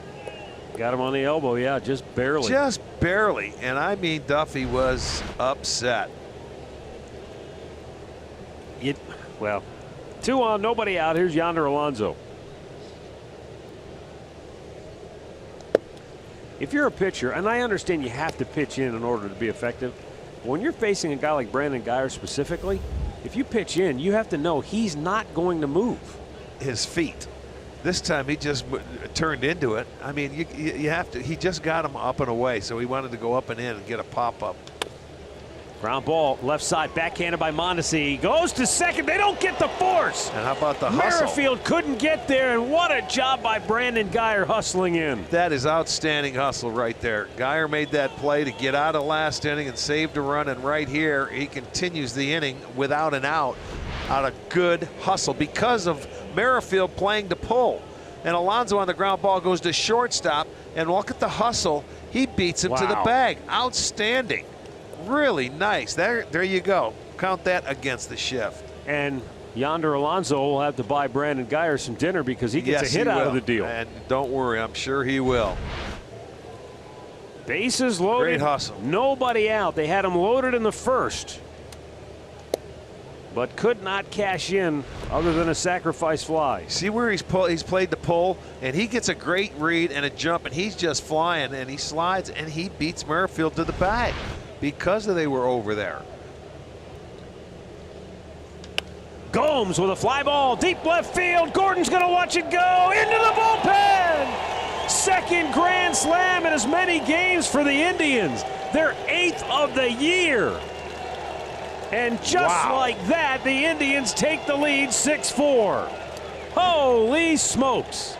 You talk about manufacturing an inning, a walk, a hit batter, a hustle play to get a single, and then a grand slam, and the Indians now take a 6-4 lead. That is unbelievable. Yan Gomes with his 10th home run. And this was a line drive, Matt. It didn't look like a high changeup. But he turned on it, and boy, it got into that pen in a hurry.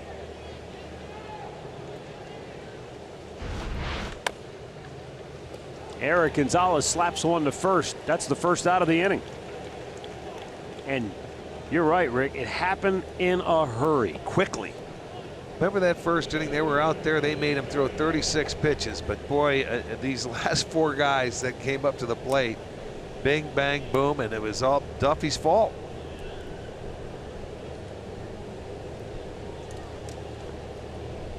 One out. Rajay Davis stepping to the plate. You could just tell right now Danny Duffy is dealing with a slow burn. The temperature just went up another 10 degrees in this stadium. If he could throw it through the backstop, he would.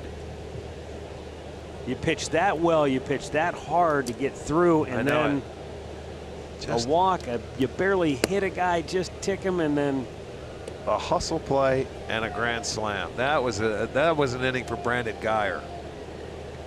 Boy, you're not kidding. I'm telling you, he turned the whole thing around. He get out and made that beautiful catch in right field. They save a run. You come in, he gets hit, he gets on, he hustles, he scores. But there's 4 runs added.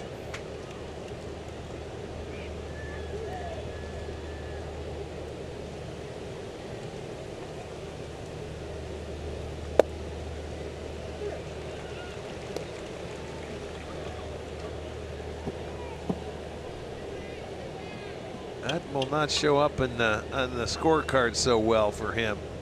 But I'll tell you what, if you're here watching the game, that's a great day by him. And now Davis gets a base hit. I think right now Danny Duffy's going to be gassed. Well, they've got action in the bullpen, and now I think they're getting a second arm up. Yeah, they're gonna stall for some time to get it ready, because I know Ned Yost knows it. It got away from him quickly.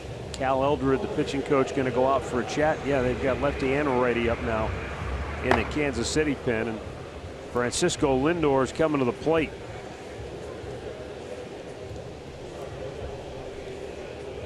Eight grand slams as a team before the All-Star break. I know, that's really scary. And here, let's go look at this again. Look at that pitch by Gomes, and he just smoked it.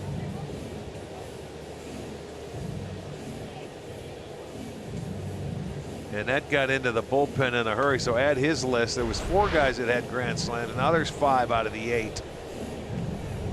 And this is crazy. Look at that. With the bases loaded. 7. 18 extra base hits. Wow. You know, I can remember a few years ago when this team couldn't hit with with bases loaded. I'm sorry? This team, they had a year where they couldn't score with bases loaded. It was painful. I remember. I mean, you go, oh boy, here you go. Boy, they got the bases loaded. They got us right where they want us. Yes.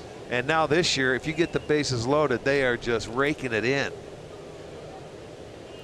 I think a lot of that goes to mindset, and it goes back to what Andre was saying to us earlier about Francisco Lindor, and about how there was a time where he was wild. He'd swing at everything. Right. He wanted to drive the runs home, and then just slow everything down. Make the pitcher come to you. And a lot of these Indians hitters this year collectively have sort of fed into that same mindset when they go to the plate when bases loaded situations. Yeah. Well, Duffy didn't make a very good pitch to Yan, but you still have to hit it. He hung him a changeup, and boy, he smoked it.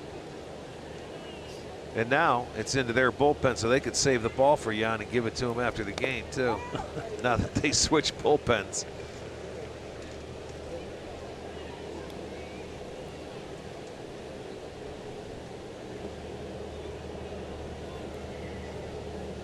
(6-4) Cleveland.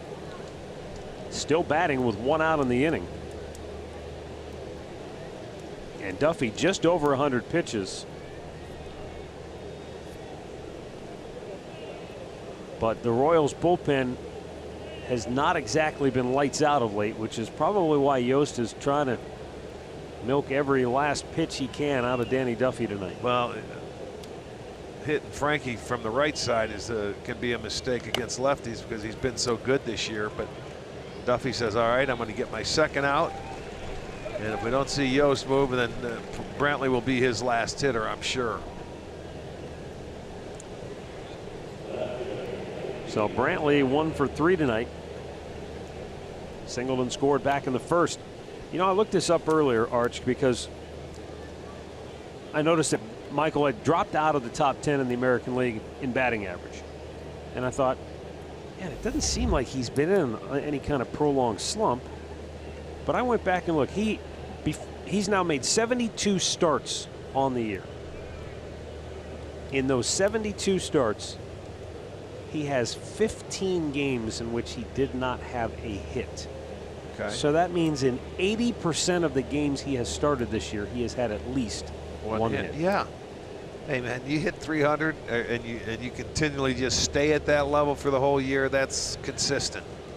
That's what Michael is. Ground ball to first. This is going to end the inning for Kansas City, but wow, what a turn of events. A walk, a hit batter, an infield single, and a grand slam by Gomes, and it's 6-4 Cleveland.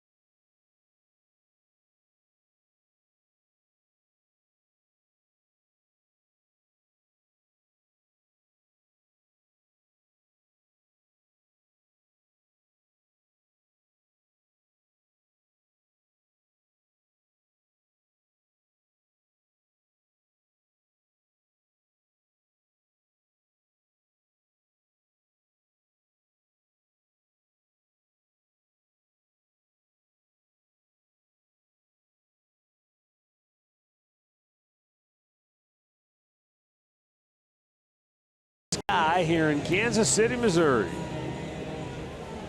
Indians on top now 6-4. Shane Bieber going to work. He's got the 7, 8, and 9 hitters due up for, the 6, 7, and 8 hitters due up for Kansas City. Alex Gordon, Hunter Dozier, Alcides Escobar, and then Adalberto Mondesi, the number 9 hitter, if someone reaches.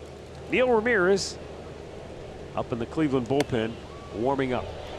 Pop foul, might be playable. Ramirez to the railing, can't get there.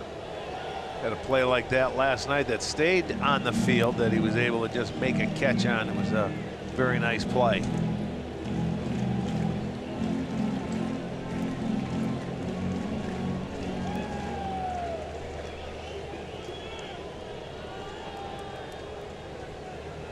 Indians have a shift, 3 on the right side of the infield.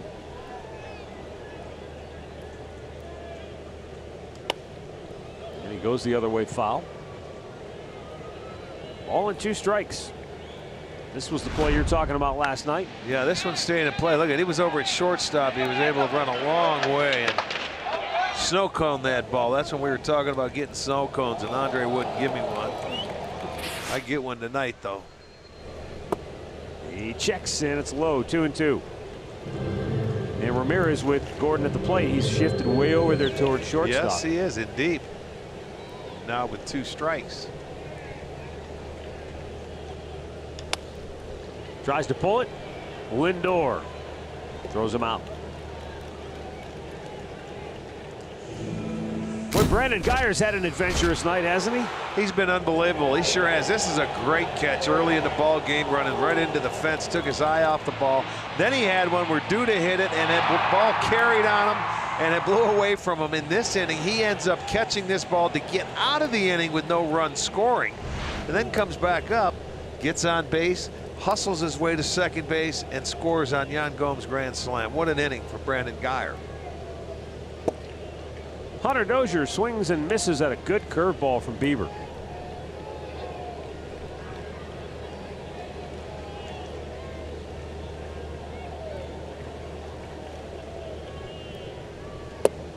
Same pitch, same result, 0-2.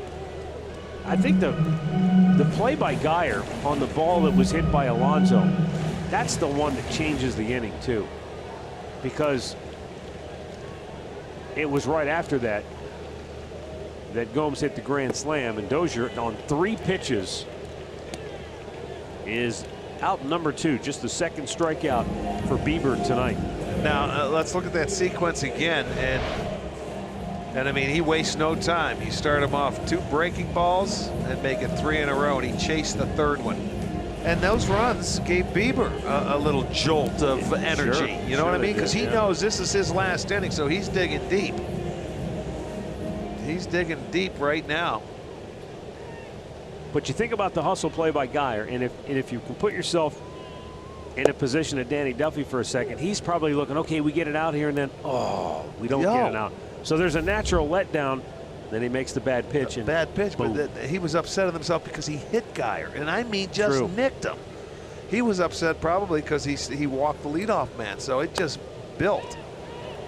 This is going to be foul, and nobody will get to it. You know, that's one of those things, I guess, when you can sit back and you look at it, you say little things can lead to big things, but it can cost you a ball game, and it doesn't, and it can happen in a hurry. And he'll sit back, and he will not have a good night remembering this game. He settled in and was pitching very well, and has been.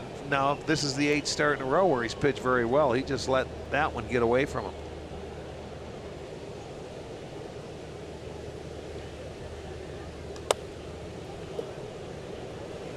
But still a ways to go in this ball game. Hot, humid night, 6-4. Tell you what, if Bieber gets through this inning, Tito's going to give him a big hug and pat him on the back. Take the night off. Yeah, take the rest of the night off. Appreciate the job you did. Get this last out. In tight with a fastball. Yeah, they were knocking him around early, and it didn't look like Bieber was long for this game. I tell you what, the kid showed some moxie and some fight. The 1-2. Grounded foul. Well, they're going back to the 4th of June. They're trying to get 10 hits. They're sitting at 9.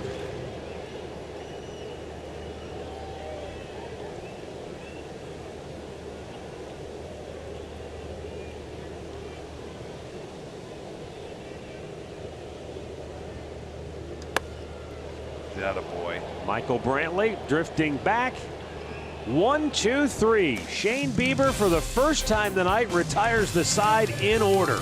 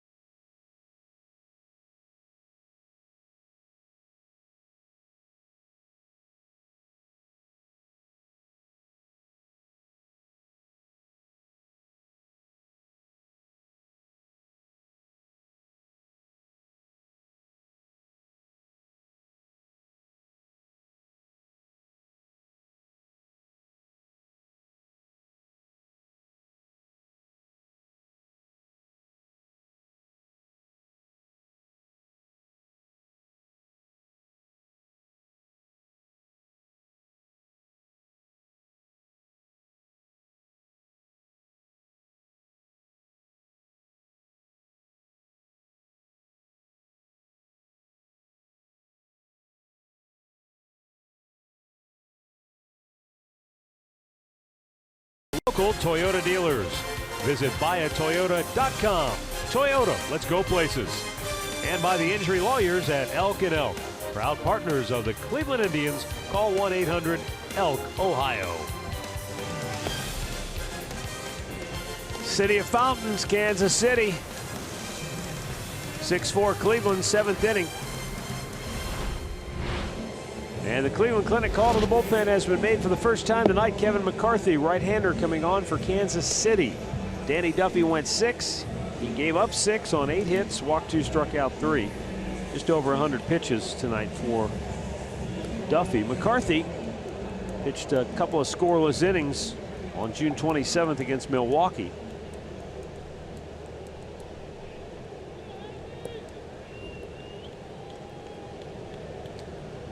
He's a ground ball pitcher. About 64% of his balls are hit on the ground. 16 appearances here at home. He has an ERA of 2.08. 15 on the road. ERA's 4.5. So he likes pitching. Yeah, this is a here. good park to pitch in. You keep it out of the air and on the ground. It's a good job.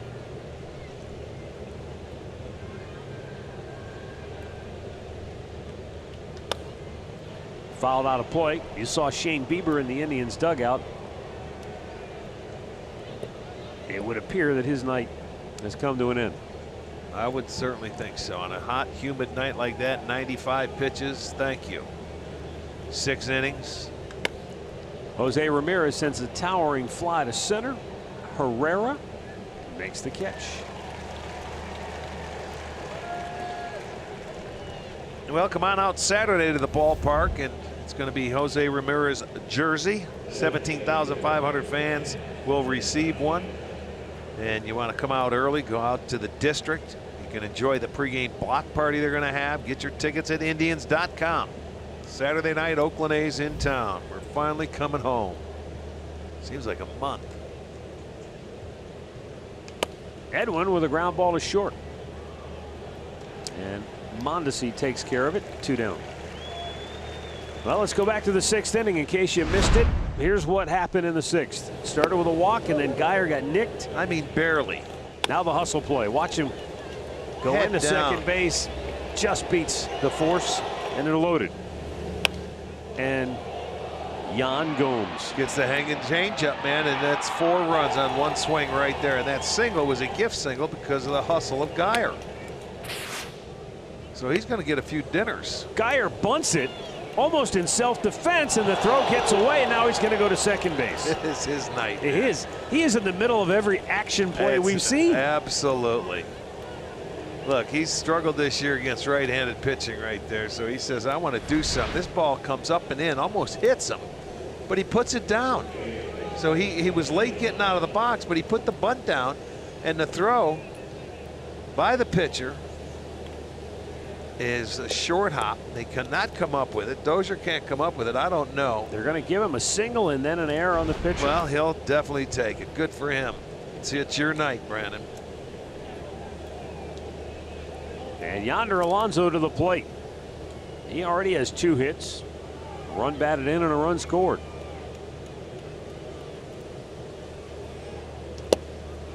In off the plate.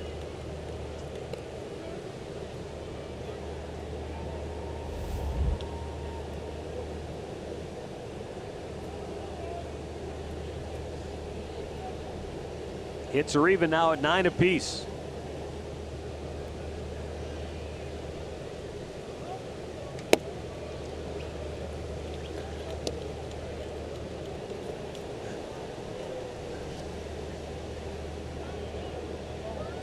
And Alonso will get the free pass. I was just looking down.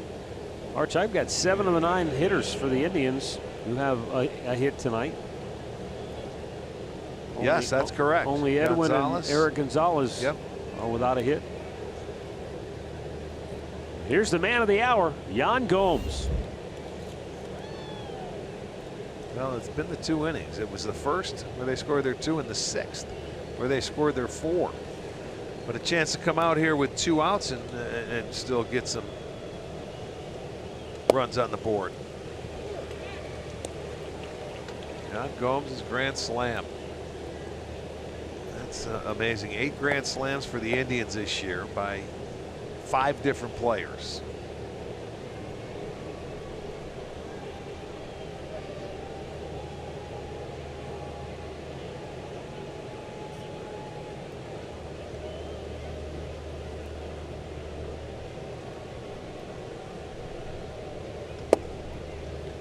Well, Yan Gomes had a terrific month of June in which he batted .284.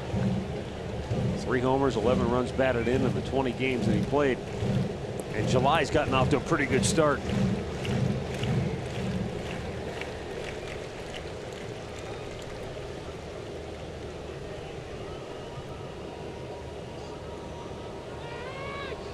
Throwback, Geyer's in there safely.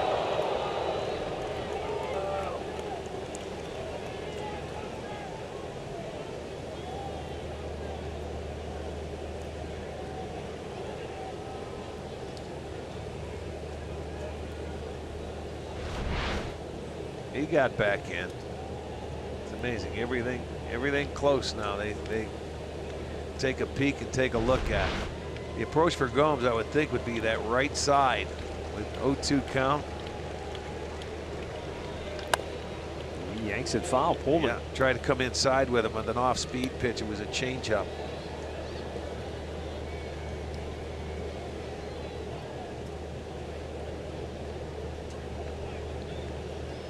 Most of us who played baseball at any level, when you went to the park, little league, doesn't matter, you wanted to have a game like Brandon Geyer where you got your uniform dirty, you were involved in a lot of plays.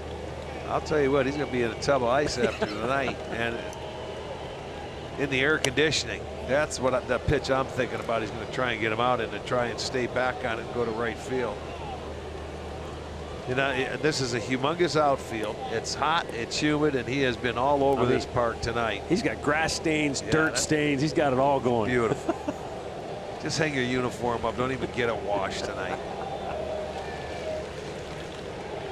Mom, can you wash my uniform? I got another game tomorrow. Yeah, isn't that the truth? 2 on, 2 out, 2-strike count for Yan Gomes. Another throw to second base. Close again. Well, they're going to take another peek at that one because that was closer than the other one. Merrifield comes. He gets it in there. Yeah. He gets a hand back. Forget about it.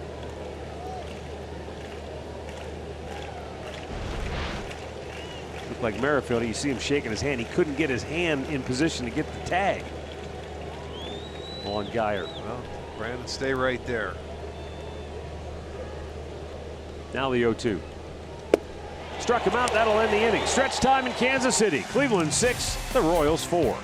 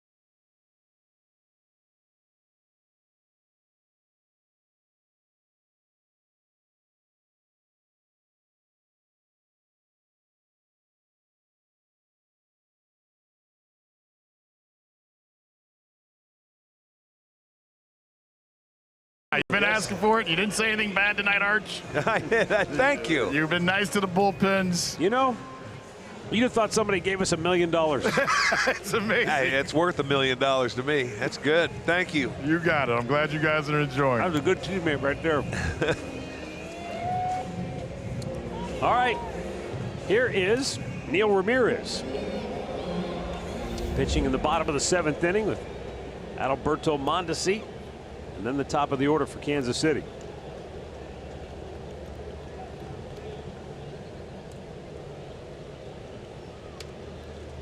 Swung on and missed. It was 94 degrees at game time. Heat index at 105. It was an absolute scorcher, and still very humid night. Can't wait till we go back to the hotel and get on the slip and slide. You have one in your room, do you? In the suite. Ramirez can't quite get close. there. The railing prevented him from making a catch. And Mondesi stays alive. Yeah, normally that's like a suite down there that people are in. There's nobody in it tonight, but Ramirez gets over there and just out of his reach.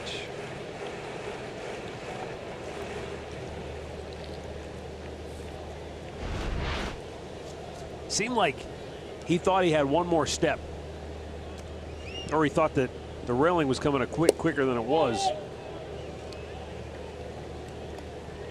There's just so much. You think about this road trip, you go from Oakland to here, a lot of ground to cover. Yeah, there really is. For the infielders. Thank you, Dave. Swung on and missed, and Neil Ramirez takes a little something off and gets the strikeout. 1 down. Hey, FIFA World Cup quarterfinals kick off Friday on FS1. France, Uruguay, and then Brazil, Belgium. World Cup quarterfinals starting at 9 a.m. Eastern on FS1, or stream all the live action on the Fox Sports app.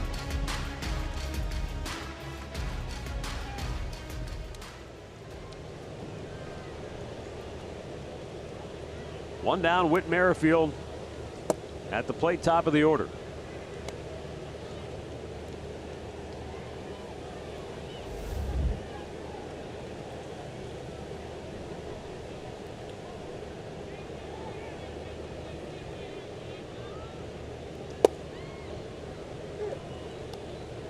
Good breaking ball there by Ramirez.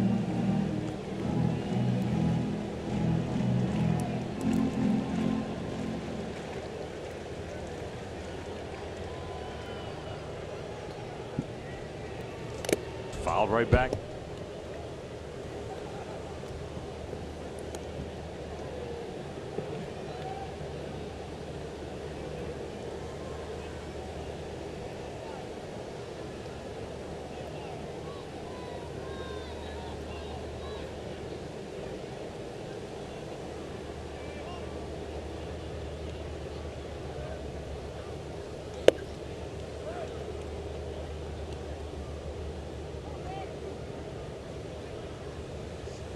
Here's Neil Ramirez now trying to put Merrifield away.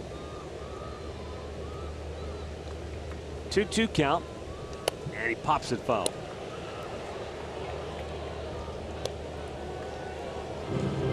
Merrifield, one of the top hitters, if not the top hitter for Kansas City this year.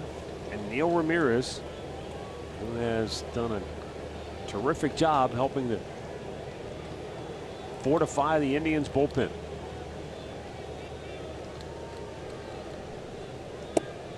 Oh, wow. Merrifield gets the benefit, full count. Well, it's a breaking ball away. Take a look. Boy, just a little bit off the plate. He has a good eye. This is a good young hitter for Kansas City.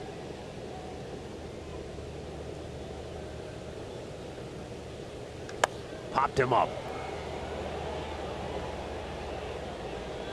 Eric Gonzalez camping under it. Man, that thing was in the air a long time. Yes, it was. 2 away. Neil Ramirez is riding a crest similar to what a hitter who's in the zone can ride. I mean, 15 games prior to tonight. In those last 15 games, 14 innings pitched, 5 hits given up, 13 strikeouts. He's held the opposition to a 5 for 46 average.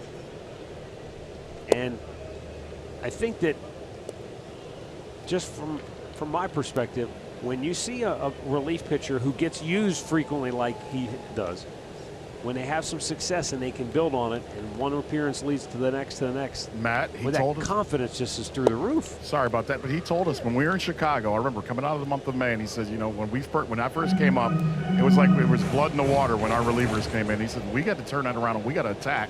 He goes, because if we don't attack these guys, the hitters are going to come up and attack us and put us in the hole. And that's what changed the mindset for not only him, but this entire bullpen since May. Well, and you get some outs and you pitch well, and you get to pitch in situations like these. 2 runs up, you're the setup guy. You come into that 7th inning role and match it up and try and work your way to get to the 9th and to Cody Allen.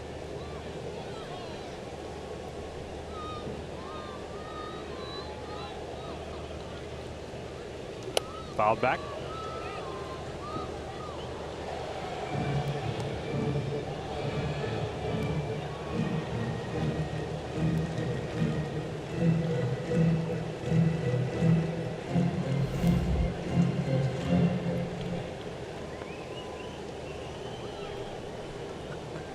Here's the 1-2 pitch.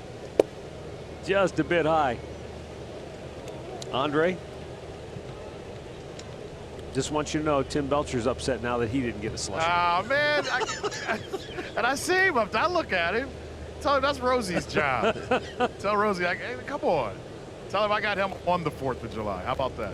Here's the 2-2. Rosie wanted a banana split. 1, 2, 3. The Royals go in order. We go to the 8th. And it's 6-4 Cleveland.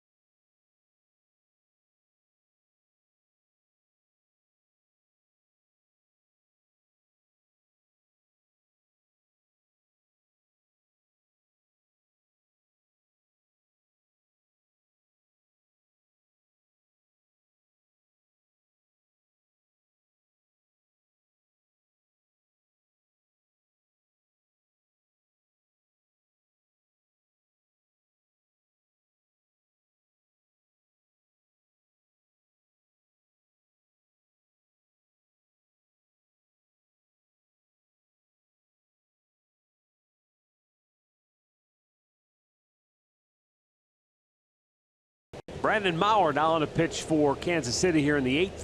Indians up 2, and a line drive smash by Eric Gonzalez off the leather of Alcides Escobar. Almost took his arm with it. That ball, the last 2 times Gonzalez hit the ball, it was smoke. That one in the 4th inning when he hit a liner. This one here, that was by him. That's reaction time only, and he's not really a third baseman. He did everything in his power He's lucky to get leather on that ball. Base hit. Brandon Maurer, it's been an ugly year. Spent time in the minor leagues trying to get sorted out. Rajay Davis bunts it. Perez throws him out. Gonzalez in the scoring position. Quickly, I want to ask you guys something about Escobar and what he's going through right now and in his situation. He's obviously played almost 300 games in a row. Before the game, he was taking a lot of balls at shortstop, even though he didn't start there last night. Then he had to start at third base because of the change in the lineup with Stockis going out. But I've seen him all day long trying to, every time he throws over to first, you can tell he's not completely comfortable at third base. Then you get a ball like that lined to him by Gonzalez. How difficult do you think it is going from short to third? It's very difficult. I've talked to people that have done it, and it's not an easy thing. It's a different angle. The ball's on you. You have to pick up the read. Sometimes it's hit soft. That one was a bullet, and you got to find your arm angle. It's a very difficult change, especially in the middle part of the year. Right, and he's played a little center field. He's played third, and we've seen him at shortstop for, heck, what, 3 years straight? Well, years for years. I mean, you're talking about 418 consecutive starts, including tonight. And the first 407 of those were at shortstop. Right. So it's not like, oh, well, he's a utility guy. He's moved around. He played 400 straight games at one position. And off the plate. The ironic thing to this is that his 407, the 407 consecutive at shortstop, longest streak at shortstop since Cal Ripken's unbelievable streak. And then I think about Cal Ripken. What happened? Didn't he move to third base at the end of his career? Yeah. I'm going to limit. I don't think we're going to see another shortstop get that high. Just so how players are used now and how you take care. I think that number is going to stick for a while. And really there's no reason to get that high, really. I know. You know, it's nice to get a day off every once in a while. And I think his batting average plays into it a little bit. Playing in this stadium, playing in this heat. Yeah, no question. And the way he swings early in the count and swings at everything, I think that plays into him under 200 right now. Agreed.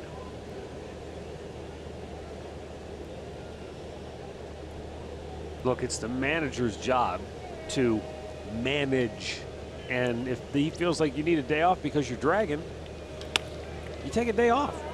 Diving stop by Merrifield. He just robbed Brantley of a hit.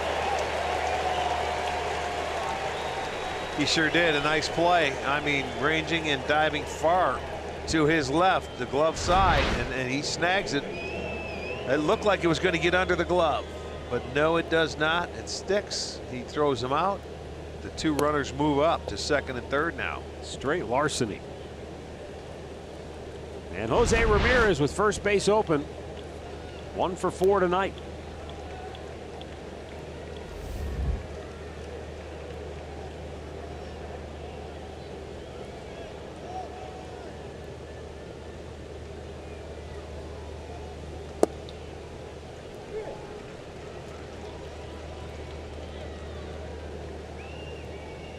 Boy, he's been good in these clutch Well, and this situations. is one situation. You have first base open. You better be careful, because don't be surprised if he's going to try and throw him strikes. He thrives on situations like this. But what he's been doing this year is taking the walk when they're not pitching to him. That's something that, you know, it's not easy to do. He threw him a strike and got away with it. Uh-oh, close play! And just by a whisker, Ramirez is retired. How about the hustle, though? He was flying down the line, trying to beat it out. Indians are going to pause. Is there a chance that maybe video replay shows that he beat it out? We'll take another quick look before we go to break. Hey, wow, that's close. But I think the foot got in there, and it did. So the inning's over, 6-4 Tribe, bottom of the 8th coming up.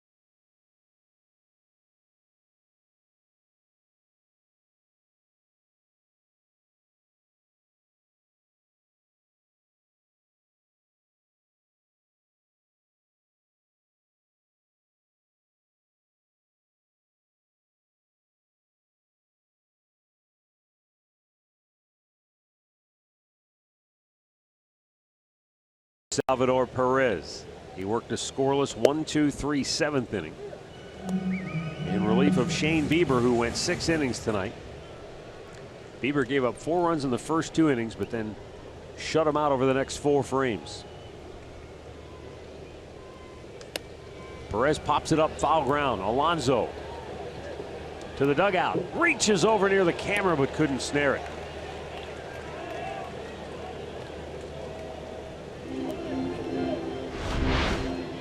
Well, he takes a peek down, he sees where the railing's at, and you slow down and reach in and just out. See, he had another half a step. And the key to those are getting there quicker, or as quickly as possible. Easier said than done. And the 0-2's up high.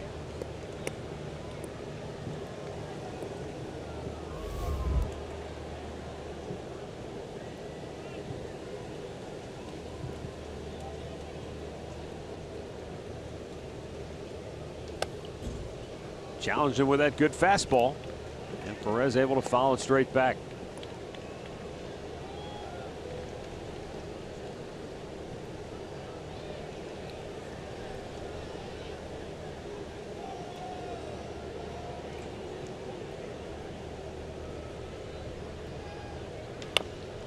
Chop foul.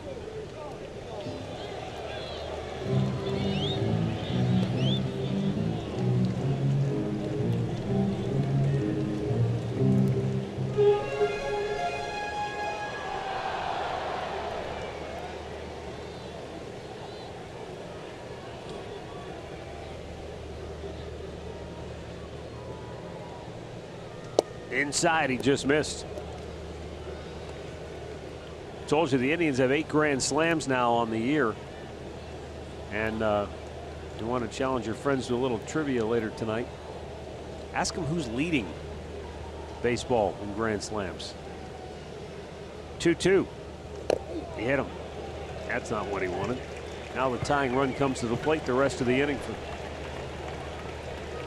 Kansas City. Cincinnati leads the majors with 9 grand slams. Do? Okay. Terry Francona's going to go make a pitching change. He wants the left-hander Oliver Perez to face the left-handed hitting Lucas Duda. So Neil Ramirez goes an inning plus the 1 batter that he hit. Well, yesterday the Indians skipper Terry Francona achieved a milestone of sorts, his 500th career win as manager of the Indians. And Andre was there for the big post-game celebration. Well, the post-game celebration wasn't a celebration because it caught Tito off guard. And if you know Tito and if you follow us and watch how we talk about him, he doesn't get caught up in his own stats or where he's been or where he's going. So today I asked him again and I said, you know, what does it mean to you? And he said the first thing was, I never, ever wanted to be a rental manager.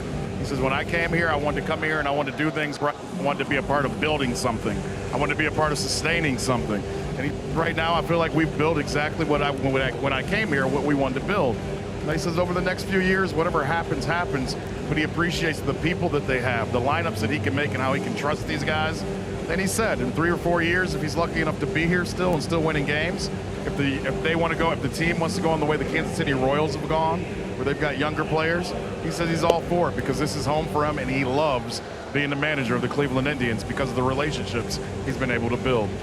Well, he's needed only 891 games to reach the 500 win mark, and that's the second fastest of any manager that's ahead of him. Al Lopez did it faster in 799 games. So, you know, it goes to show you, people thought that guy was crazy taking this job. And guess what? They were wrong. Well, and you have to remember, too, for fans who are listening to this, when he took over the Indians, this was not exactly a crown jewel. Exactly. They were really at their lowest point. And it helped that ownership went out and said, hey, let's upgrade the roster, and they did. They brought in Michael Bourne, and they brought in Nick Swisher, and they definitely injected some life. But, you know, without Tito, you might not get those guys as free agents to sign with the Indians when they did. And then Jason Giambi came on board, and it was certainly a big piece to that puzzle of turning this franchise around. No question about it. Now, he also said he wishes he would have won the 500th game like 25 days ago. That's the competitor. That's him. In yeah. him, no doubt. All right, Oliver Perez ready to go. Lucas Duda steps in. The pitch. And a breaking ball in for strike one. Along with Neil Ramirez, Oliver Perez, who the Indians acquired not all that long ago, has really done a nice job settling things down on the bullpen, helping to fortify the back end. Swung on and missed. Good sweeping curve. That's exactly how you want to attack Duda. You don't want to throw him anything where he could pull something or one swing of the bat could tie the game. You want something going away, and if he's going to have to beat you, it's going to have to be to left center field.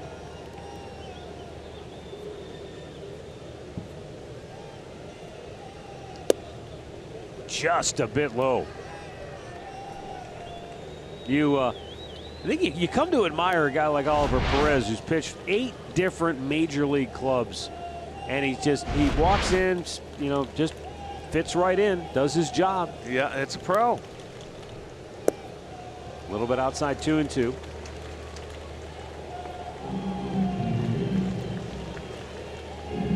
The right-handed hitters are just 1 for 15 against him since he joined the Tribe. Lefties have gone 3 for 19. And the 2-2. Duda gets a piece.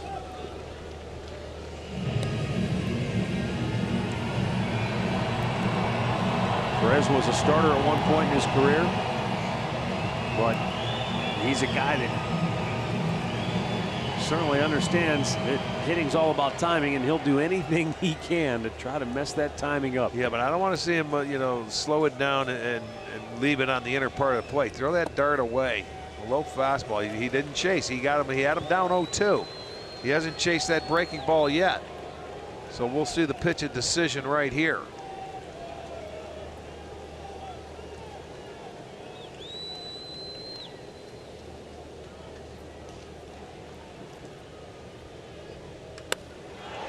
Right field, not deep enough. Geyer backpedaling, making the catch. 1 down.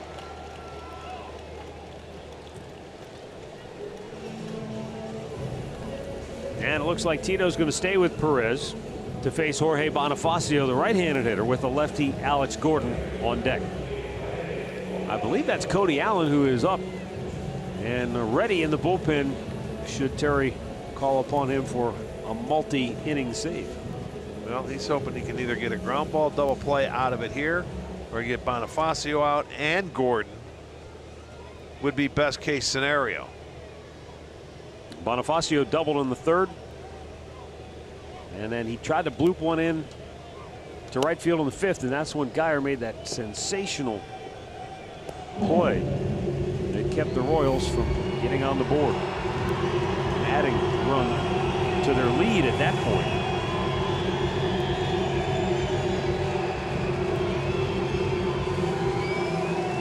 $18,000 in attendance tonight here in Kansas City on a sweltering night. 1-1.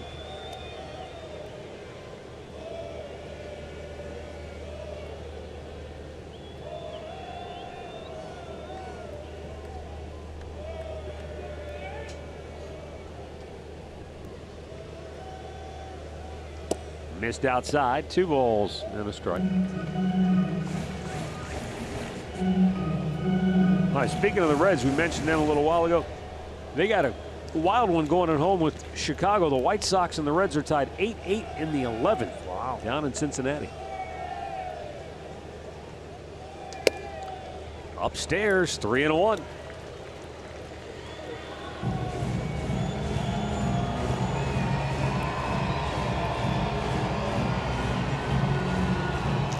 I think the other reason why Tito's got Cody Allen up, you've got an off day Thursday, and he hasn't had to pitch a lot lately. Yes, that's true.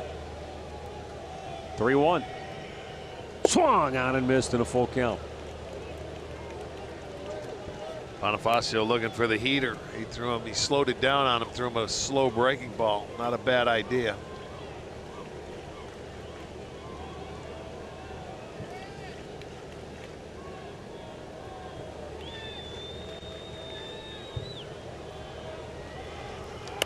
Out of play.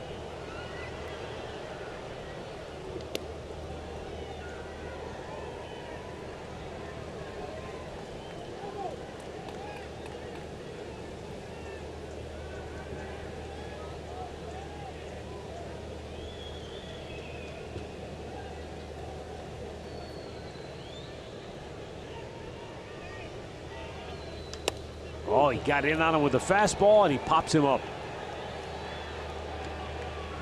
Geyer makes the catch, and there are 2 down. Well, he beat him to the spot. He went with that fastball and got it inside. Even if he didn't swing, that ball would have been a strike. So he beat him to his spot, and he popped it up. Geyer puts it away, out number 2. And Oliver Perez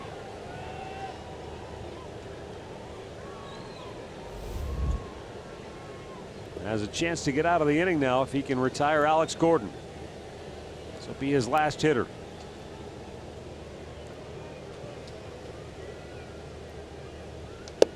And Gordon takes a strike with the fastball.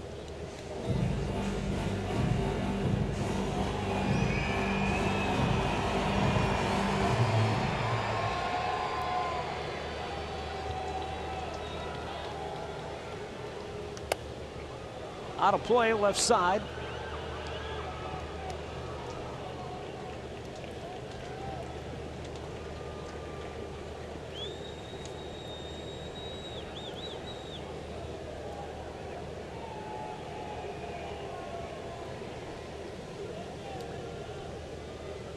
Two-strike pitch.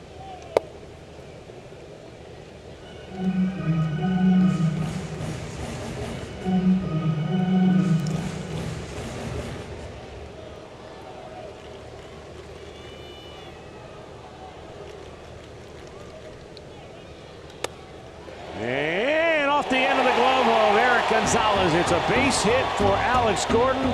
And for the first time in 25 games, the Royals have 10 hits. Well, I'll tell you what, Gonzalez almost made an outstanding play. 3 steps, a dive, and his length. He got at least a piece of leather on that ball as it deflects off the thumb part of the glove. It'll go as a hit. So now Tito's going to have to make the change with first and second. It'll be his closer, Cody Allen, coming in here with 2 out in the bottom of the 8th. We'll be right back.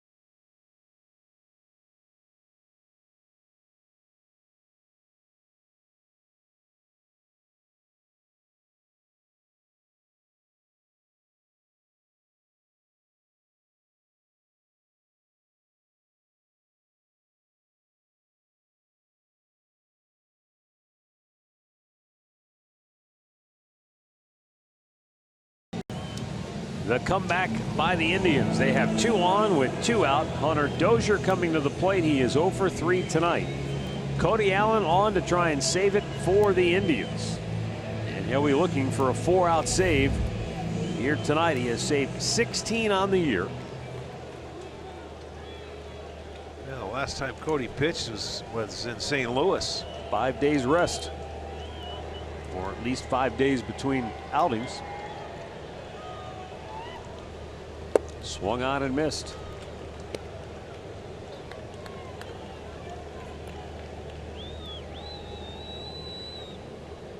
Not sure these guys ever fully rest.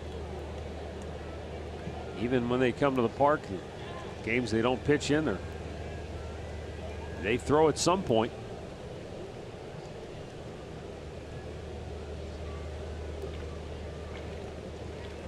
Inside, he missed.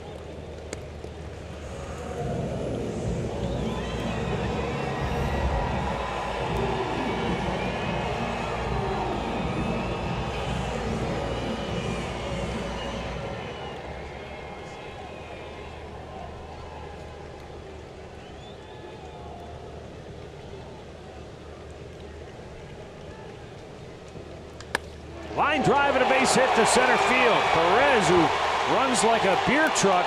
Runster is going to try to come home. Lindor's throw.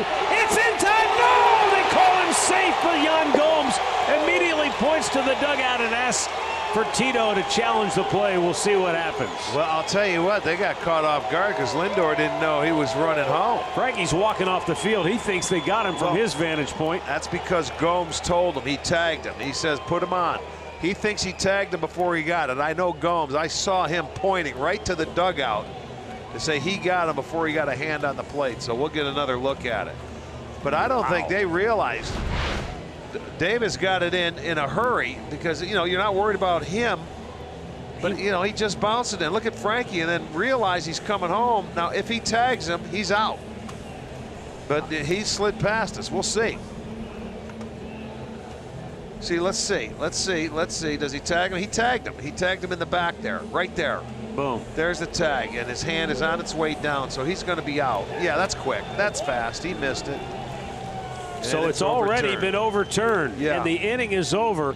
And Salvador Perez inadvertently tried to go home, spoiling a chance for the Royals. And we'll go to the ninth, 6-4 Cleveland.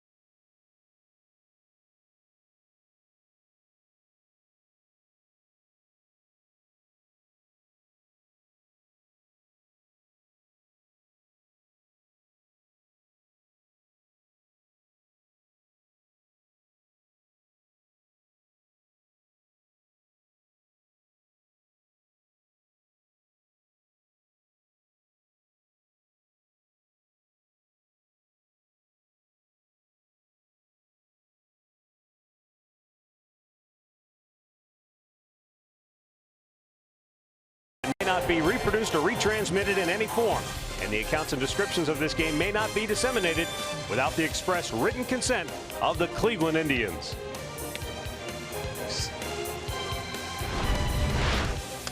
Six, 4, Cleveland. Ninth inning. Willie Peralta on to pitch now for the Royals.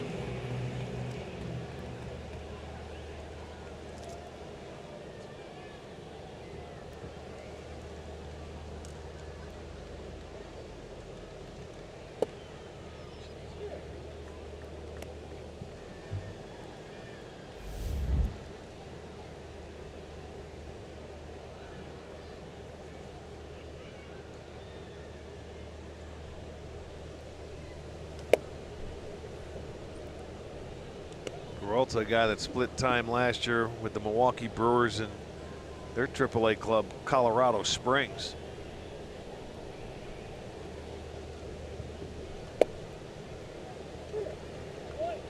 Edwin Encarnacion 0 for 3 tonight. He walked to lead off the 6th inning. And that started the rally that led to the grand slam. Shoots one to right field. It's pretty deep. Bonifacio leaps up and makes a terrific catch. That was a nice running catch, boy, right at the last minute. He jumps up and takes Encarnacion away from a double. Watch this. Now, jump, gets up, timed it beautifully right into the end of the glove. That's why you use longer gloves as an outfielder right there. It's a good running catch. Up is Brandon Geyer. He has had one of the more eventful games that we have seen in a while. It's been a great game for him. Chisenhall goes on the DL today. Geyer goes out because a left-hander's out there and has a really good game.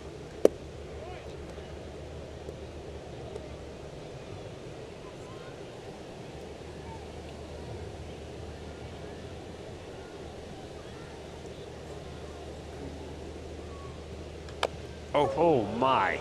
After all that, he smashed one off of his knee, and Salvador Perez immediately signals to the Indians dugout. Look at that. That was the thud. I mean, it went directly into his knee, it looked like.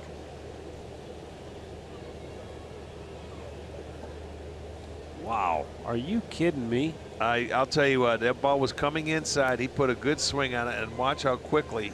I thought it hit the knee. We'll get another look and see, but boy, those trainers come out. Yeah, they're looking right there, right around the knee or up in the upper thigh, and he went down in a hurry.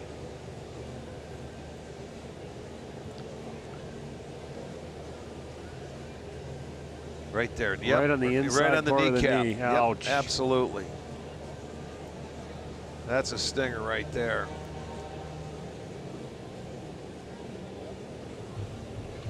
I don't think he's going to be able to continue.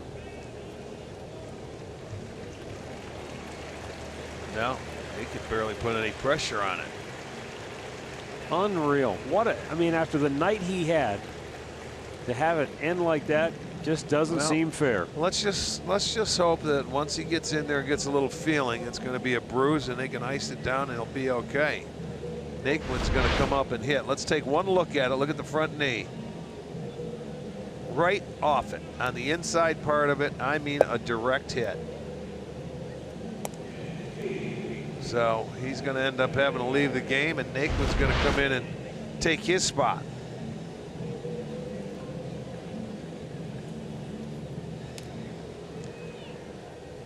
Dylan here at a 2-ball, 1-strike count.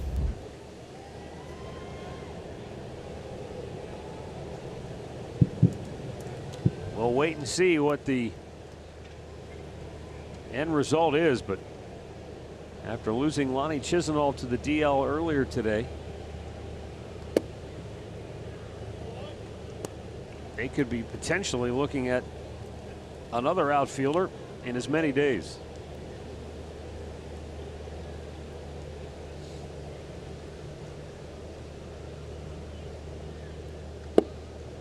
Full count.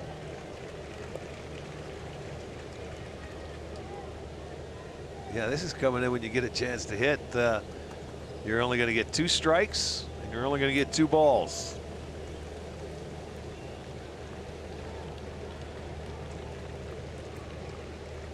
And a 3-2 pitch swung on and missed. 2 down.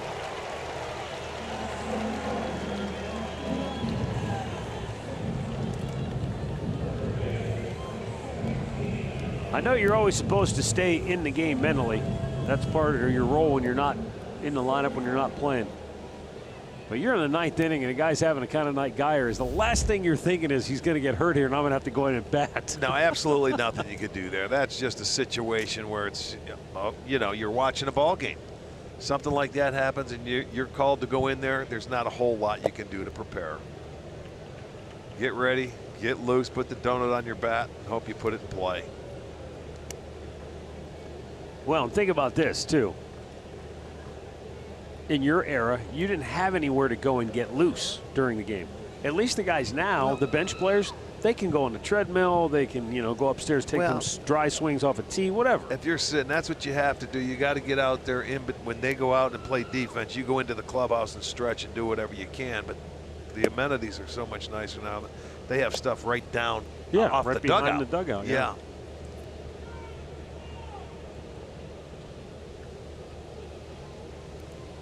The 1-1. Yonder Alonso with a base hit in the right field. And that is his third hit of the night. All 3 singles. Pat O'Brien, Chevrolet play of the game. Back in the 6th inning, bases loaded, nobody out. Jan Gomes coming up. This is brought to you by Pat O'Brien Chevrolet. Goodbye. Oh my goodness, going for a nice drive right there. Beat up and picked on a changeup into the Indians bullpen. Grand slam for Gomes, the 8th for the Indians this year. And that turned the game around, made it a 6-4 game, and that's where we sit right now. Hits are now even at 11 apiece.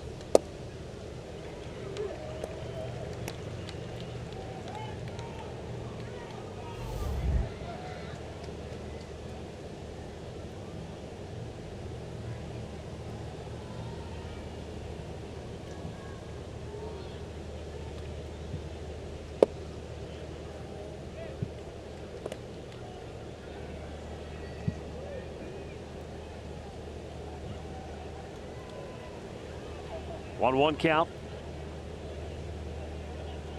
with Yonder Alonso at first base. And a comebacker to Peralta. We'll go to the bottom of the 9th. Indians try to hold on to a 6-4 lead.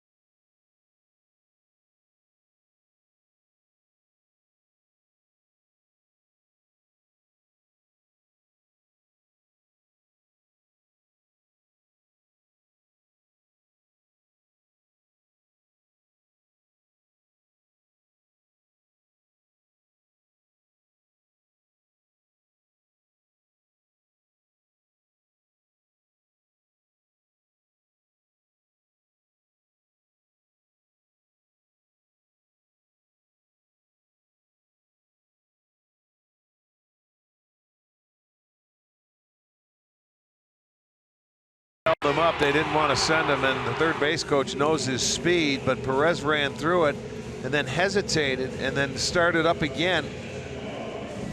I think if he just ran through it all the way instead of pausing, he would have been safe, but it was turned out to be a really big call for the Indians to end that inning. No telling what would have happened. Cody Allen sitting on 138 saves. Needs 3 more outs. He's got Alcides Escobar, Adalberto Mondesi, and Whit Merrifield.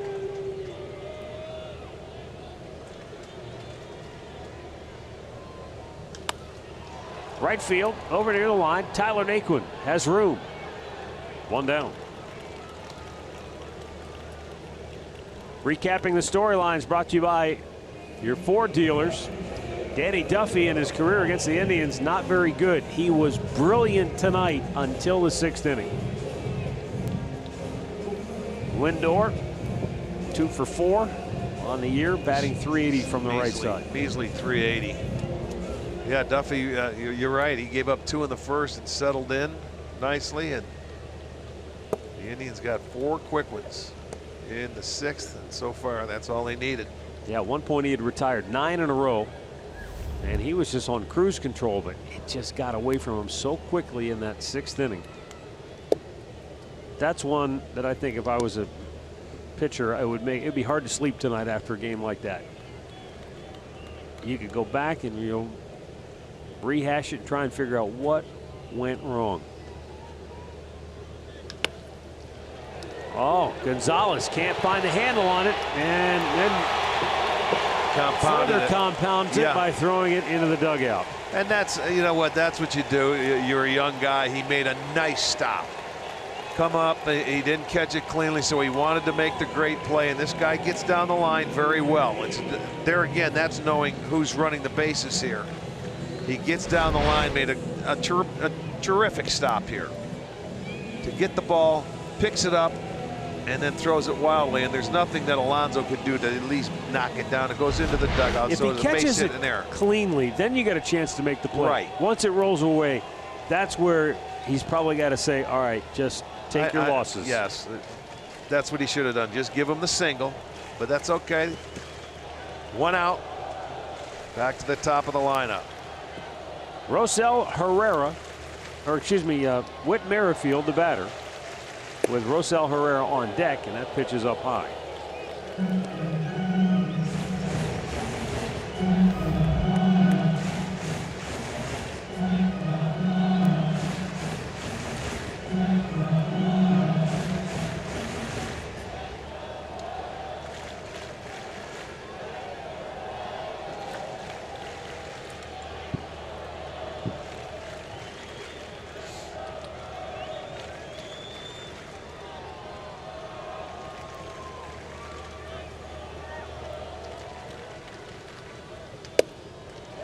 Two and 0.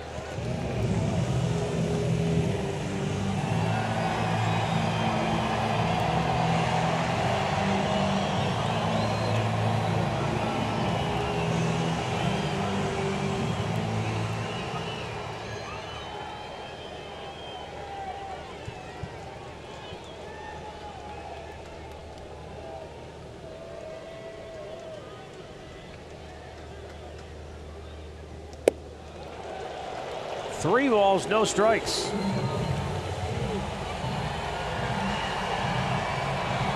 Not what you were looking for.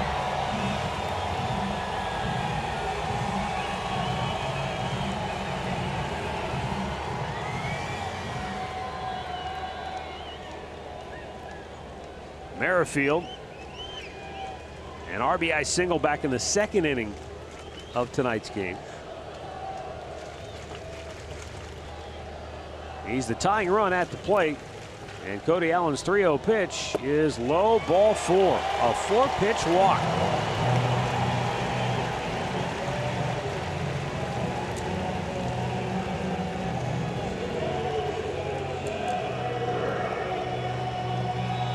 Here comes pitching coach Carl Willis. Yeah, he's going to have to face Herrera, who has 3 hits tonight. He's 3 out of 4.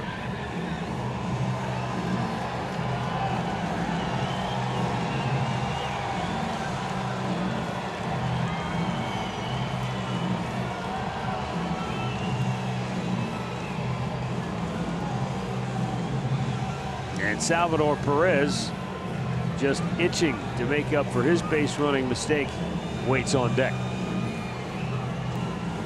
Yeah, I said that's something that he has a chance to come up. They would love to get a ground ball double play and not give him the opportunity to redeem himself. Herrera, I think, would be tough to double up, though. If he hits it hard right at somebody, you always have a chance. Right. It's got to be an atom ball right at one of the infielders where they could turn it.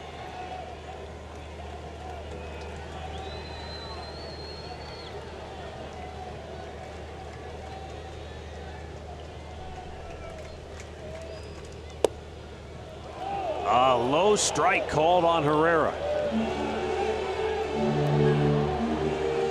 Cody's got to feel really good about getting one called after missing on 4 straight, but that was borderline. But yeah, Gomes did a nice job maybe of framing it up. he caught a break right there.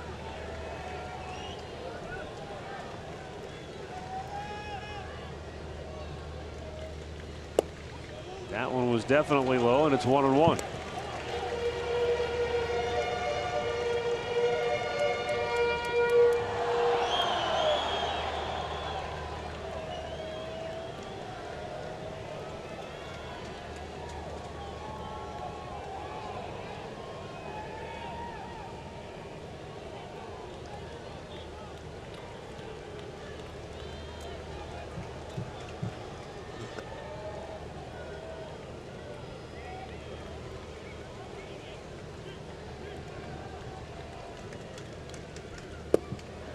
Low again. 2 balls and a strike.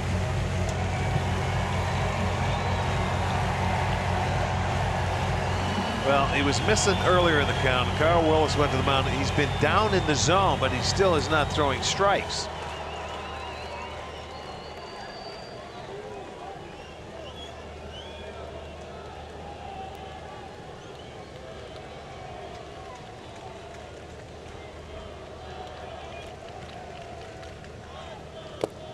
And that time a foul tick in and out of the glove of Yan Gomes. 2-2. Well, here he goes at him, says, all right, here you go, buddy. Here's my fastball. See if you can hit it. And he fouls it straight back into the glove.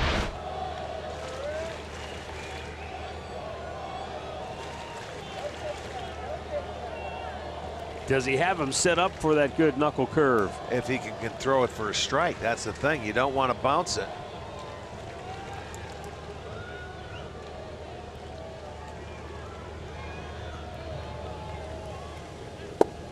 Just a low, absolute low tracer at the bottom of the zone for out number 2. Yeah, you can't afford to take a chance at throwing that pitch that you really haven't thrown for a strike. He got a break on the first one, but he stayed all fastballs, misses with the next couple down, challenges them here, and then come right back. I like the call. I like the sequence. Let's go. Beat me with that good heater. He threw it away. He gets a strikeout.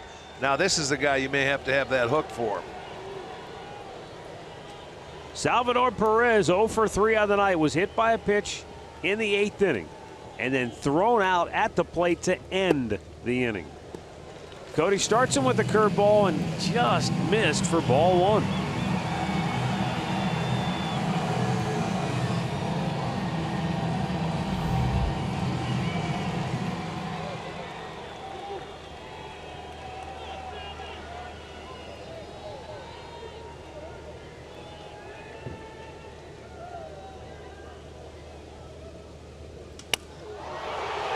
Left field, Brantley is there, and the Indians win again.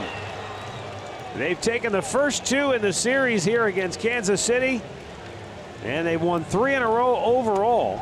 And the Tribe goes to 10 games over 500 now at 47-37 on the year. And with that, believe it or not, the Indians have a 10.5 game lead now in the American League Central Division. Cody Allen, a big night for him. He gets the save to move into a tie for the franchise all-time lead in that category. It's his 17th of the year.